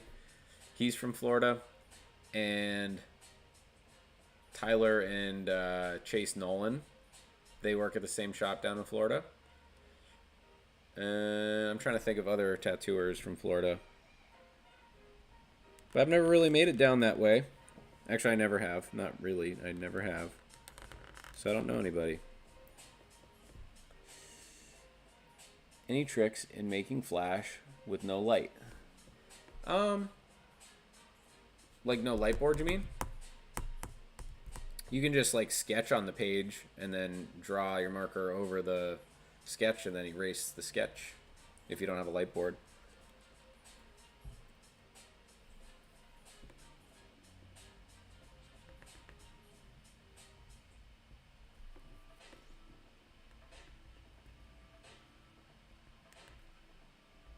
I feel like this is taking me forever to outline this alien.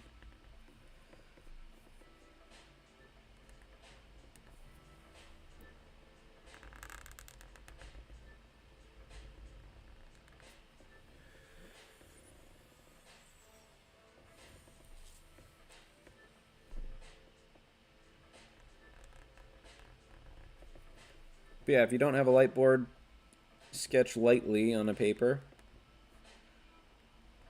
Do your marker or black line over top of it, whatever you're going to use. And then erase the pencil. And that's why you got to do it light.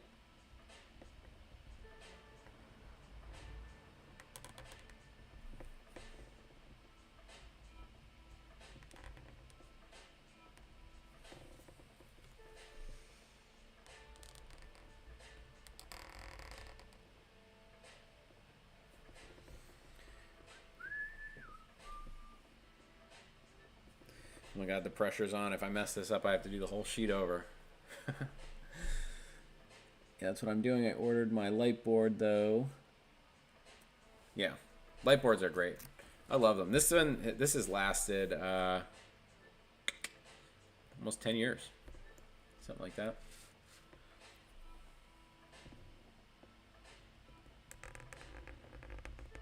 I had a smaller light board at one point, but the shop that I apprenticed at had a leak in the roof, and it ruined my whole drawing desk and everything that was on it. And the landlord was kind enough to buy me some new stuff, and he bought me this light board, which was much bigger than the one that got broken.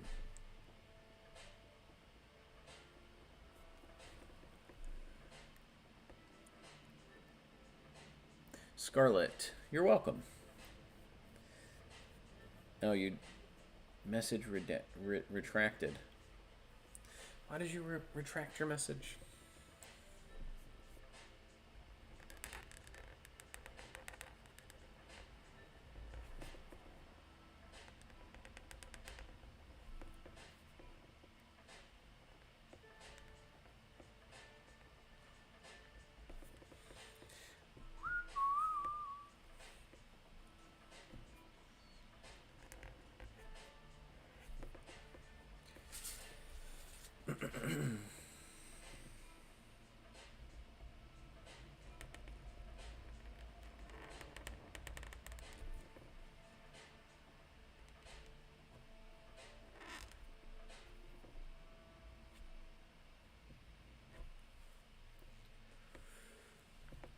When you're drawing, do you think like you have a tattoo machine in your hand? No. It's just kind of like when I'm drawing or tattooing, it's just kind of like I have the same feeling. I don't really think about what's in my hand. I just think about the tip of whatever I'm holding. In this case, it's just a pen nib. And when you're tattooing, I just think about the needle and where it's going. So, yeah, it just depends. I guess when I was first learning, I would attach a tattoo machine to the back of a pen. And I would practice drawing with that to get used to the weight.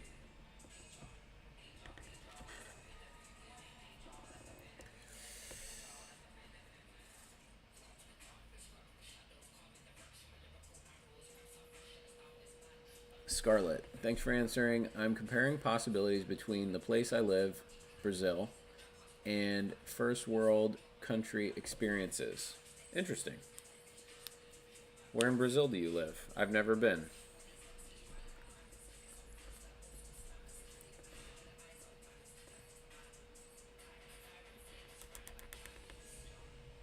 And what country are you thinking about moving to?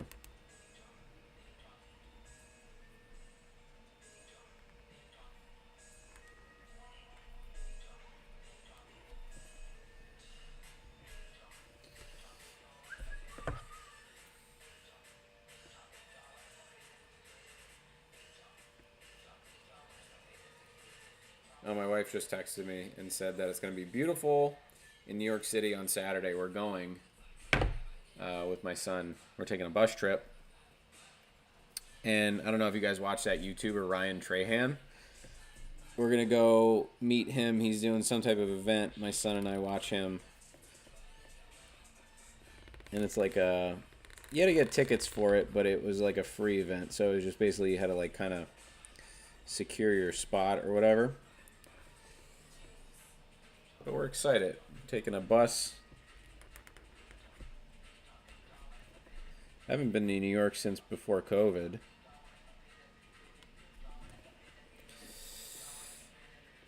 All right. I think the outlining for the whole thing is done. That took me so long. I don't know why this guy took me so long. Was I talking a lot during this one? Oh, there's my wife. 72 and sunny. I don't have to wear shorts. Tank top. Flip-flops. The real Slim Shady. Hey man, had a question. When tattoo lines inflate, you can see them when you touch your tattoo. Does that mean the voltage was too high for the hand speed? Thanks a lot. Keep up the good work. So, like when they're healed, are you talking about? Like how they healed raised? Because if you're talking about that, then yeah, your voltage could have been too high, or you could have gone over that area too many times to where you scarred that area. That's just a scar. But then also, I did have this one experience recently.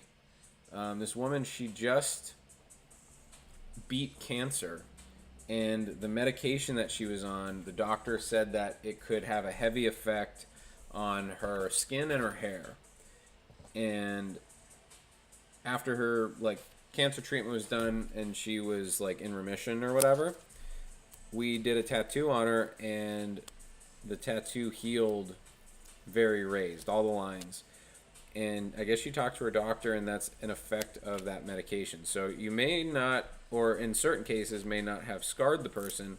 It might just be something that maybe they're on a medication or they're going through some type of medical issue to where any type of skin trauma is going to scar like that. That was the only time I've ever experienced that. It was within the last like 6 months. So it's not even like it was when I first started out and, you know, messed somebody up or, you know, whatever. It just happened, which I was so shocked at it. She wasn't mad. She understood, you know, that it was the medication she was on and it just made her skin more sensitive. It's just one of those things I kind of wish that we waited to do the tattoo, or like we knew that that would happen. It has calmed down since, but like the first, I want to say like 2 months or 3 months of her having the tattoo, it was like super raised. And she bled a lot when we were tattooing. And it was just very different. I almost sent her home and said, like, you know, this is bleeding way more than it should. But we ended up finishing it. And I don't know. Weird experience. Kind of freaked me out a little bit. But she was super cool about it and talked to her doctor and whatnot. Scarlett. I live in the exact middle of Brazil, in the state of, I'm not sure how to say that. I'm not going to even try. Goiás? Not sure. It's crazy how speaking 2 languages gave me the opportunity to interact with you all and learn so much. I appreciate your content. That is one thing that I regret as a teenager, is not paying attention in my foreign language classes and not spending the extra time that I had then to learn an extra language. That is such a cool skill to have. And I live in a really heavily populated area where there's a lot of Hispanic people, and there is a very heavy Spanish-speaking community. So I wish that I knew Spanish because it would be definitely benefit me. But I was a stupid teenager that didn't pay attention to anything, so I only know a few things in Spanish. I tend to notice people with darker for melanated skin tend to scar up a bit easier. Yeah, so that might have to do with people that have darker skin. A lot of people won't think that the ink is in when it actually is. And people go over darker skin more just because they feel like they have to saturate more, but they actually don't have to, and they're just actually overworking the skin. But I also do know that certain people's skin types do raise up or scar more easily. So I'm not entirely sure exactly why. Actually, I'm not sure at all why. But yeah, I agree with you. Let's see.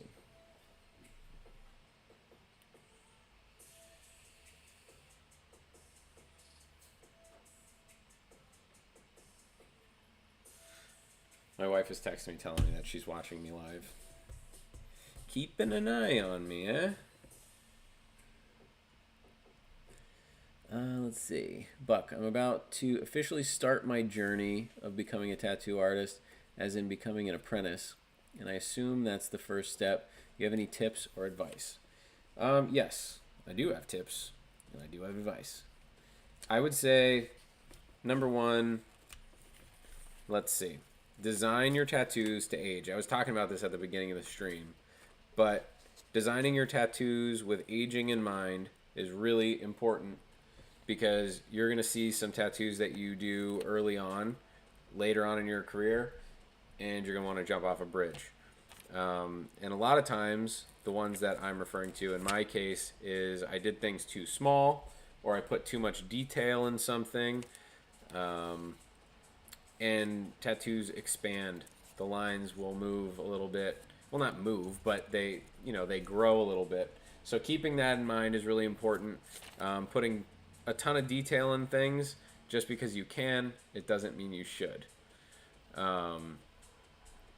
That's one thing. I went from doing simple tattoos to learning a lot about tattooing and getting better, and then being like, oh my god, I can put all this detail in things, and starting to see things come back after a while. It's like, well, I should dial back the detail, and now I'm at this place to where I've seen things come back 10 years healed at this point.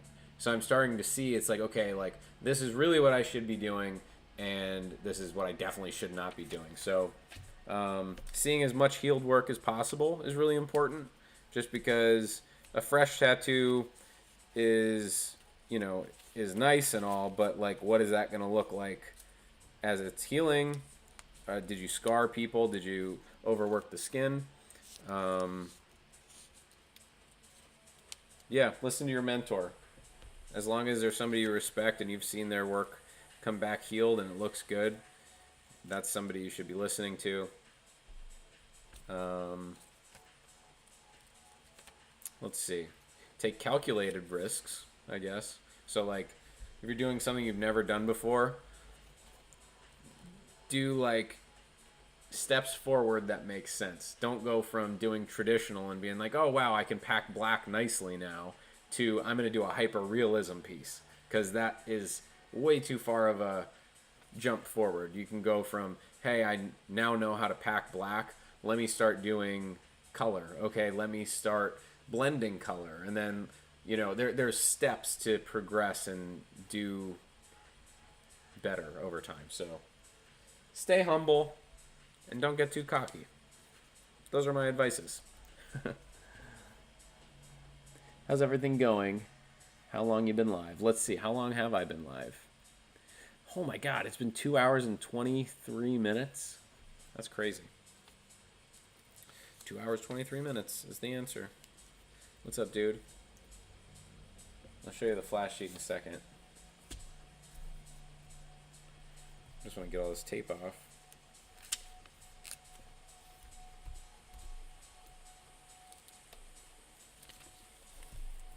All right, let's see. What are we looking like? There's the outline.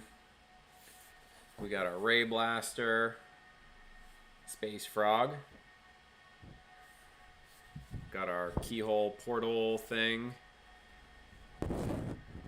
Got the Skull Planet. Yeah, how do I do this? There we go. Comet. And the Decapitated Alien. And just because I have to, I'm totally going to plug my book. I'm not trying to bog you guys down by talking about this book, but at the same time, I spent a lot of time on it, and I'd like for people to buy it. All these designs are out of my book, Raw to Refined. Got 108 pages of stencil-ready tattoo designs your client can just pick from. You can stencil them up, put them right on your client. It's on my website, tylernicklausart.com. Free shipping to the United States, and there is a digital version that you can buy if you're international, just because shipping is really expensive outside of the United States. If you do want the hard copy and you are outside of the United States, feel free to message me on Instagram, and we can work something out if you're okay with paying shipping. We'll figure that out. Now that I'm done being a infomercial, yeah, this is the outline we got. I'm happy with it. Got to shade this in, but I'm not going to do that today. Thank you, Faceless. I appreciate it. Scarlet, probably Portugal at first, but I really want to know and tattoo in many countries in the next 2 years. That'd be really cool. I am jealous of artists that are just traveling around all the time. I know that there are a lot of people that just live on the road, and that's super cool. So if you could do that, go for it. That would be awesome. I'm going to be doing some guest spots this year. I'm doing one convention, actually. It's in Sunbury, I think. Let me look it up before I start telling you where it is. Let's see. Oh, somebody messaged us on Instagram. Hold on 1 second. Where is this convention? Let's not get sidetracked. So the convention that I'm going to be at is Ink the Rink. And it is May 16th through the 18th. And that is in Sunbury, Pennsylvania. I'll be there. If you guys are around, come get tattooed.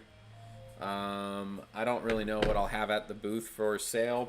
Definitely my book, but I'm going to try to maybe like get some prints done, or maybe I'll have some like original stuff. I'll definitely have some stickers. That sticker for sure. Let's get weird. But yeah. Let's see. Who messaged me? Is this from the live stream? Whoops.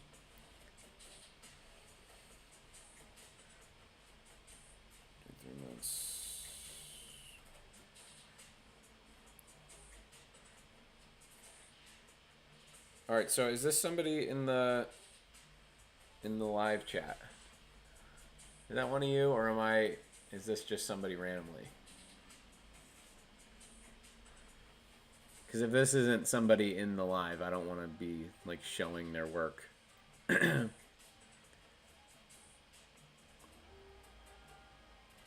Okay, Alexander. Okay, cool.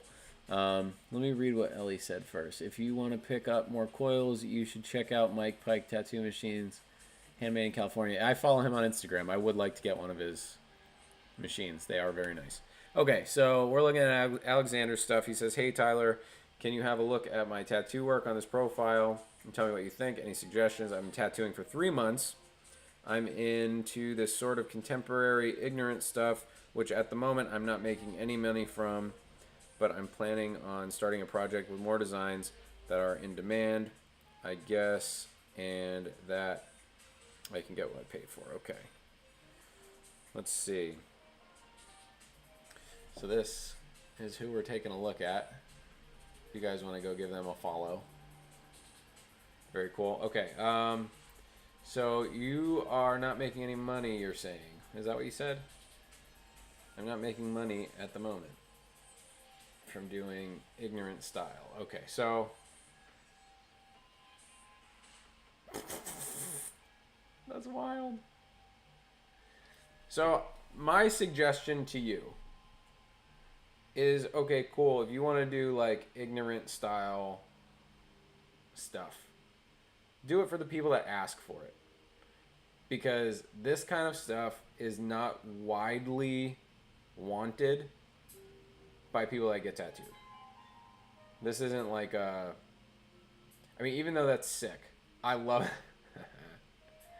the duck doing a self-portrait. So you can tell that you just started tattooing, which is fine. What did you say, 3 months? I've been only tattooing for 3 months. So I don't want this to come off as me being mean at all. But it is one of those things to where you want to look at styles and do them that people want. This is pretty cool. You do need to work on your line work a bit. We got some shaky stuff down here. I'm not trying to be mean. You messaged me. I would like to try to help you improve. So the lines and stuff, you definitely want to try to make that more consistent, smoother across the bottom. That's no big deal. You can work on that. But when it comes to the ignorant style kind of stuff, I would say only do it for people that are asking for it. I wouldn't build your... Unless you're in an area that this is super high in demand, I wouldn't advertise this as the only thing you do. You know what I mean? Does that make sense? And I definitely don't want to discourage you at all. Because some people make a lot of money doing this kind of stuff. But if you are in a area that isn't wanting to do this kind of stuff, then look at what's popular and start doing that. You do have some saturation issues. I don't know if that's coming on the camera really well. But in here, you move a little bit slower with your black and go right up to the lines. Because having gaps in between the black and the lines, it makes it look inconsistent. So you wanna make sure that your black is going directly up to the line, and go slower and consistent to get solid saturation. I don't know if you were trying to do this with gray wash, but on the live stream that looks darker than it is in the actual picture. So yeah, take your time.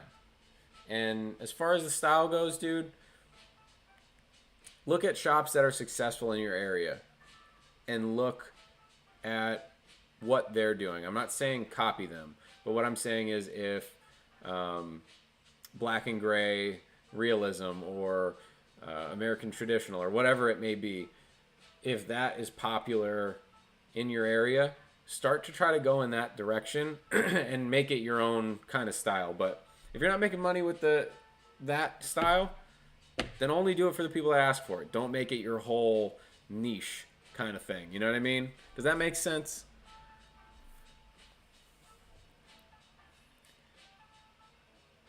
Voodoo, been tattooing a year and a half.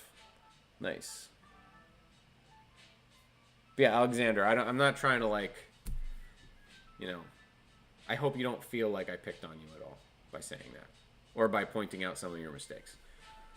This is all constructive criticism. Nobody's making fun. It's all a learning process. I should, on one of these, I should find tattoos that I've done to show my progression so people feel like, I guess, more encouraged to say this is where I'm at and this is where he was at some point. Let's see if I can find any on my personal Instagram. I don't have this one public at all, but let me try to scroll back super far. Okay, let's see.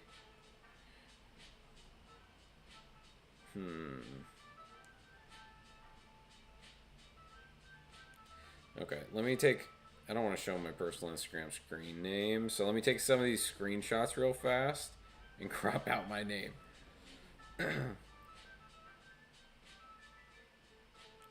Okay. Alright, I'm finding tattoos I did 10 years ago. I'm going to show you guys. Let's see, hold on.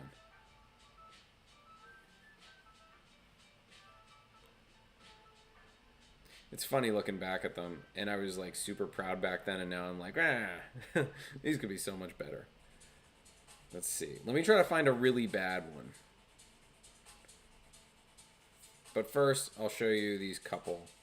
This was the very first tattoo I did. I was talking about this earlier. This is the very first tattoo I did on a random client. This was like outside of my friends. My friends would come in and get tattooed by me, and that was whatever. But this was just a random person. I knew them from high school, but like it was a random person that messaged me, and they were like, I want this tattoo. I saw you're apprenticing. I'd like to get a tattoo. I was so scared to do this tattoo. I've seen it healed, and it actually looks decent. This is not bad. It's not my favorite, but at the same time, yeah, I don't know. Let's see. All right, Alexander, yes, that makes sense, and I didn't feel like picked on. Okay, cool. Anytime I give any type of criticism, I don't want anybody to think I'm ever being nasty or whatever. I honestly just want to help people. This is a tattoo. I actually did this on myself during my apprenticeship. Let me see if I can turn this brightness up a little bit. I don't know if you guys can see it. But that is on my ankle. I can actually show you what it looks like. This was 10 years ago. There's the outline. That circle on the top is pretty rough, and those lines are pretty bad. And then when I shaded it in, I was scared to go heavy black, and it was more like gray wash in the middle. I'll show you what that looks like now. I tattooed that on myself 10 years ago. Let's see if I can get this foot up here. Oh God, let's see how flexible I am today.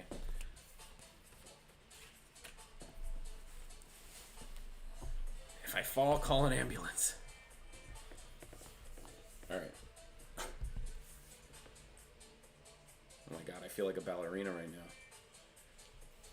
Alright, so that, I don't know if it's too dark. Let's turn my flashlight here.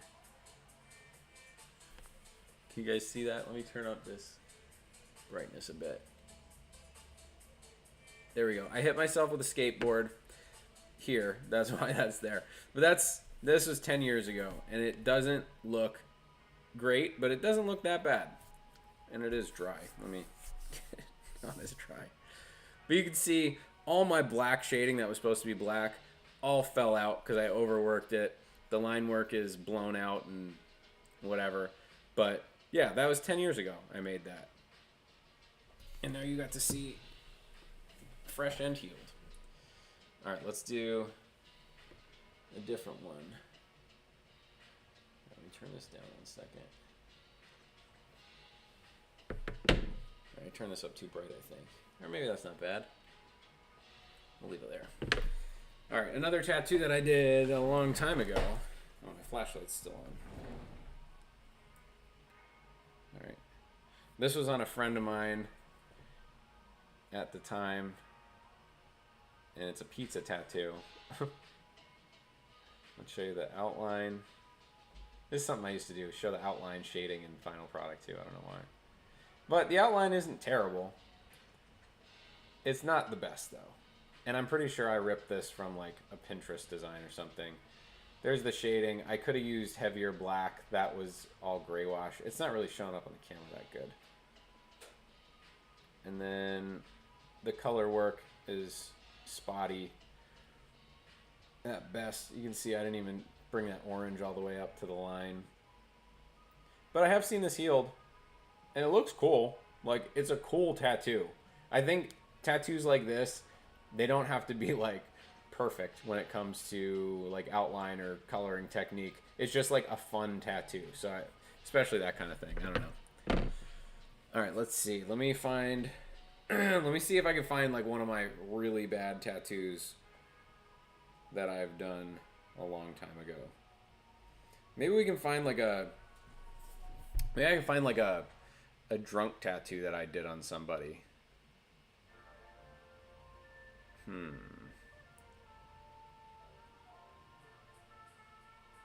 Oh my god, some of these pictures. Alright, this one's really bad. Hold on, let me take a picture of this one. So this one was on a friend of mine, and we would just like tattoo each other in our basements. And here, let me see if I can turn this brightness up at all. Is that good? You guys able to see that good? But yeah, I didn't know how to do solid saturation black at all. And this thing, I'm pretty sure didn't heal great either. This was one of the first tattoos I ever did on someone just in general. This was just like when I first started. That was this is probably like going back, I don't know, like 14 years or something like that. I did that tattoo. That one's pretty bad. I wonder what that looks like now healed. I should message him and see if he could send me it.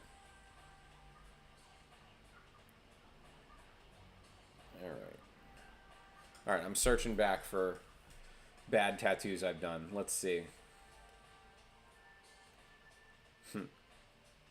I wish I could show some of these pictures I have on here on stream, but I definitely can't.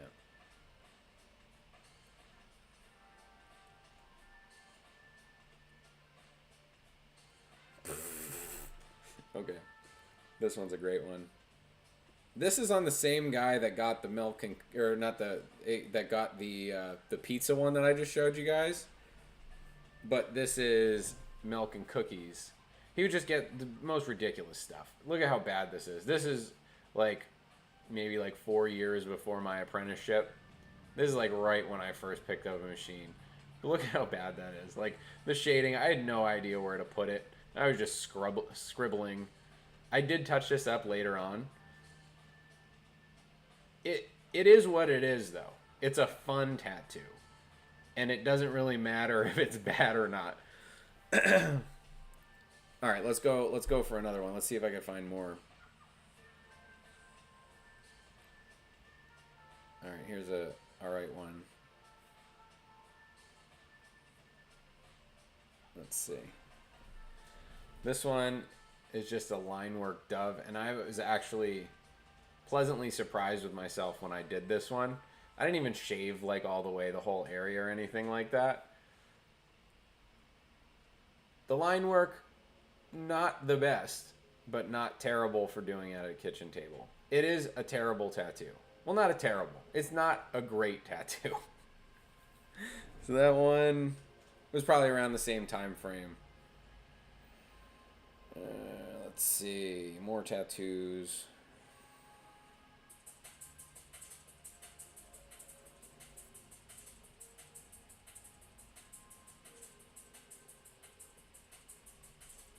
But yeah, some of these I have one specifically in mind, and I feel like it's on here somewhere. Man, this is going back a long time.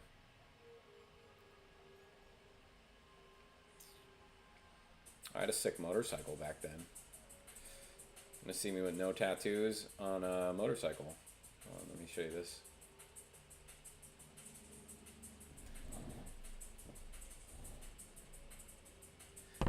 That was my second or third motorcycle. And there's me with no tattoos. That's pretty wild. That motorcycle was so loud. I loved it. It didn't go very fast. It was not the best motorcycle. But I bought that from a tattoo artist, and then I sold it to a different tattoo artist. And the oil, it was like leaking oil like crazy and stuff. But I had my fun on it. Okay, this is the one that this is the one that I was thinking of. Okay, I found it. I'm glad. This tattoo was on New Year's Eve. It was probably like 11:30, and I tattooed this with one eye closed because I was so drunk. And he wanted a wing because he was a big fan of wings, and it says R.I.P. Wing. And I did that thing. All I remember is closing my one eye because I couldn't see anything. And he loved it, and everybody that was standing around thought it was hilarious. I wonder what this looks like now. I don't even remember this guy's name. I just remember we had a party at my house. We were all drinking and doing whatever, and I was tattooing people. And I did that tattoo. Rest in peace, Wing. But yeah, that's the one I really wanted to show you guys. Because it's just bad. Like, there's nothing good about that. Yeah. Alright, that's enough old tattoos for today. Oh, I think somebody messaged the Instagram. Hold on one second. I got caught up.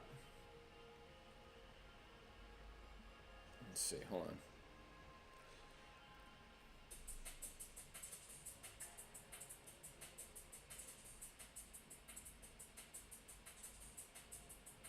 Oh, Scarlett. Drawing along. Hey, if anybody wants to go say hi to Scarlett, they're there. Let's see. Scarlett, do you want me to show people your artwork, or do you not, you want to keep that private? I'm going to look at it, and then I'm going to wait for you to tell me if I'm allowed to show people.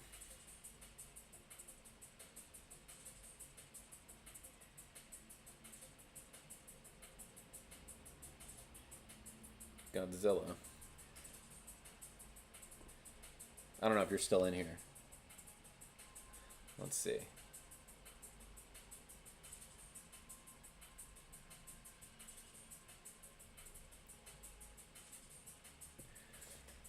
Alright, I asked, can I show it on stream? I don't want to be showing people's stuff or showing their screen names if they don't want to be advertised like that.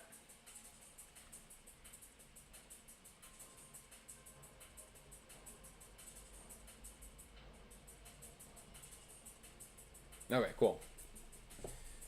Alright, so if anybody wants to go follow one of the people in the lobby, we got Scarlett _tattoo art. All right. Let's see. See translation.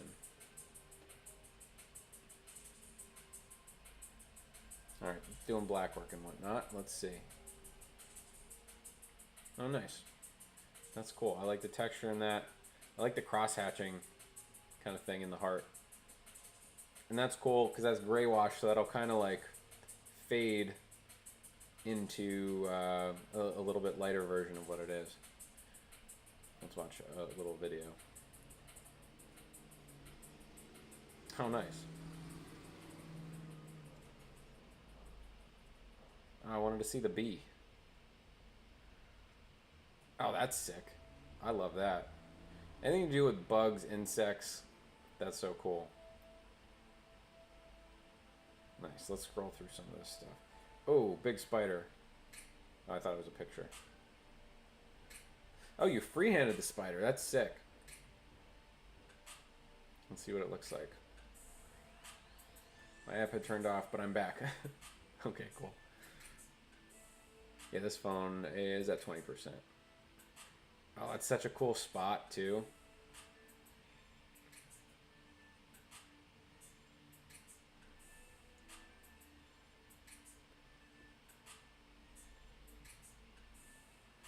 I really like that. I like the textures in it.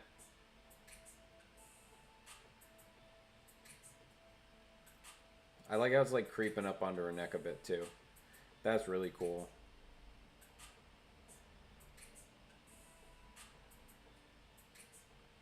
Nice. I'm guessing you have to finish the inside still. I love all those little texture marks in the legs. Nice. Oh, you do a lot of like freehand stuff. Let me see if I can find a... Oh, okay, cool. It hops forward. I like that. That's cool. That like oil and water kind of mixy type.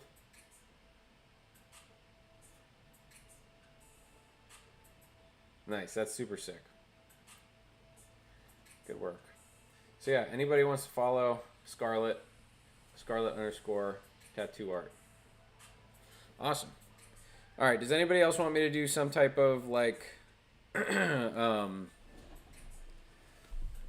whatchamacallit, critique or show off your art real quick? Because I do want to get off here.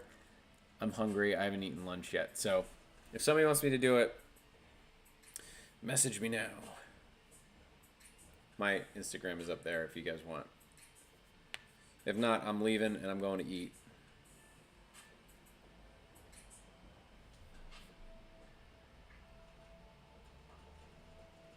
I think it's a pretty cool concept, though, to where we all kind of look at everybody's art.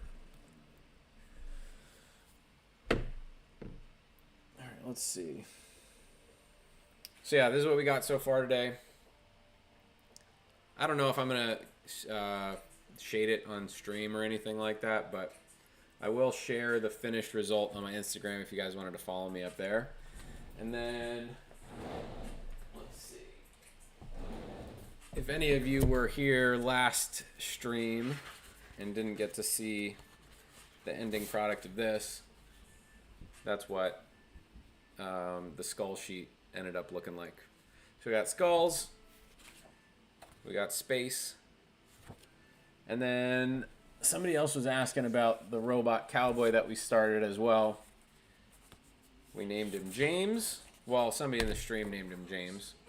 I didn't finish that. I just have so many unfinished projects, but that's all good. But yeah, all those designs are out of my book. If you guys want to check it out, it's on my website, tylernicklausart.com. Go give it a look. But I appreciate y'all hanging out. I'm going to try to do streaming more. I really enjoy this. I like chatting with everybody. Everybody's been super cool. Surprisingly, we haven't had any trolls. So that's been pretty refreshing. Look at all these, like, spam messages. I'm checking to see if anybody messaged me in the chat. Like, all these are, like, OnlyFans models and stuff. It's like, I empty... Like, this is just from, let's see, the last 2 days.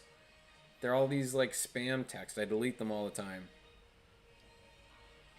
I just don't understand what anybody thinks they're going to get out of that. All right. Well, I appreciate you all. Oh, Irish Gip, you're getting here as soon as I'm leaving. This is what we did today. They're all out of the book. And I don't know if you saw the finished product, but there it is. Bam. All right, cool. Well, I appreciate you all hanging out. I hope you guys have a good day. Maybe I'll try to get on Thursday. I'm not too sure. I think I have some extra time. If not, I'm going to try to do this at least once a week. Oh, dude, you have the flu. That sucks. I thought I was getting sick last night. My stomach was hurting me, but thankfully I woke up this morning and I avoided it. Or maybe it was just something I ate. But I hope you feel better. And thank you, everybody, once again. All right, I'll talk to you.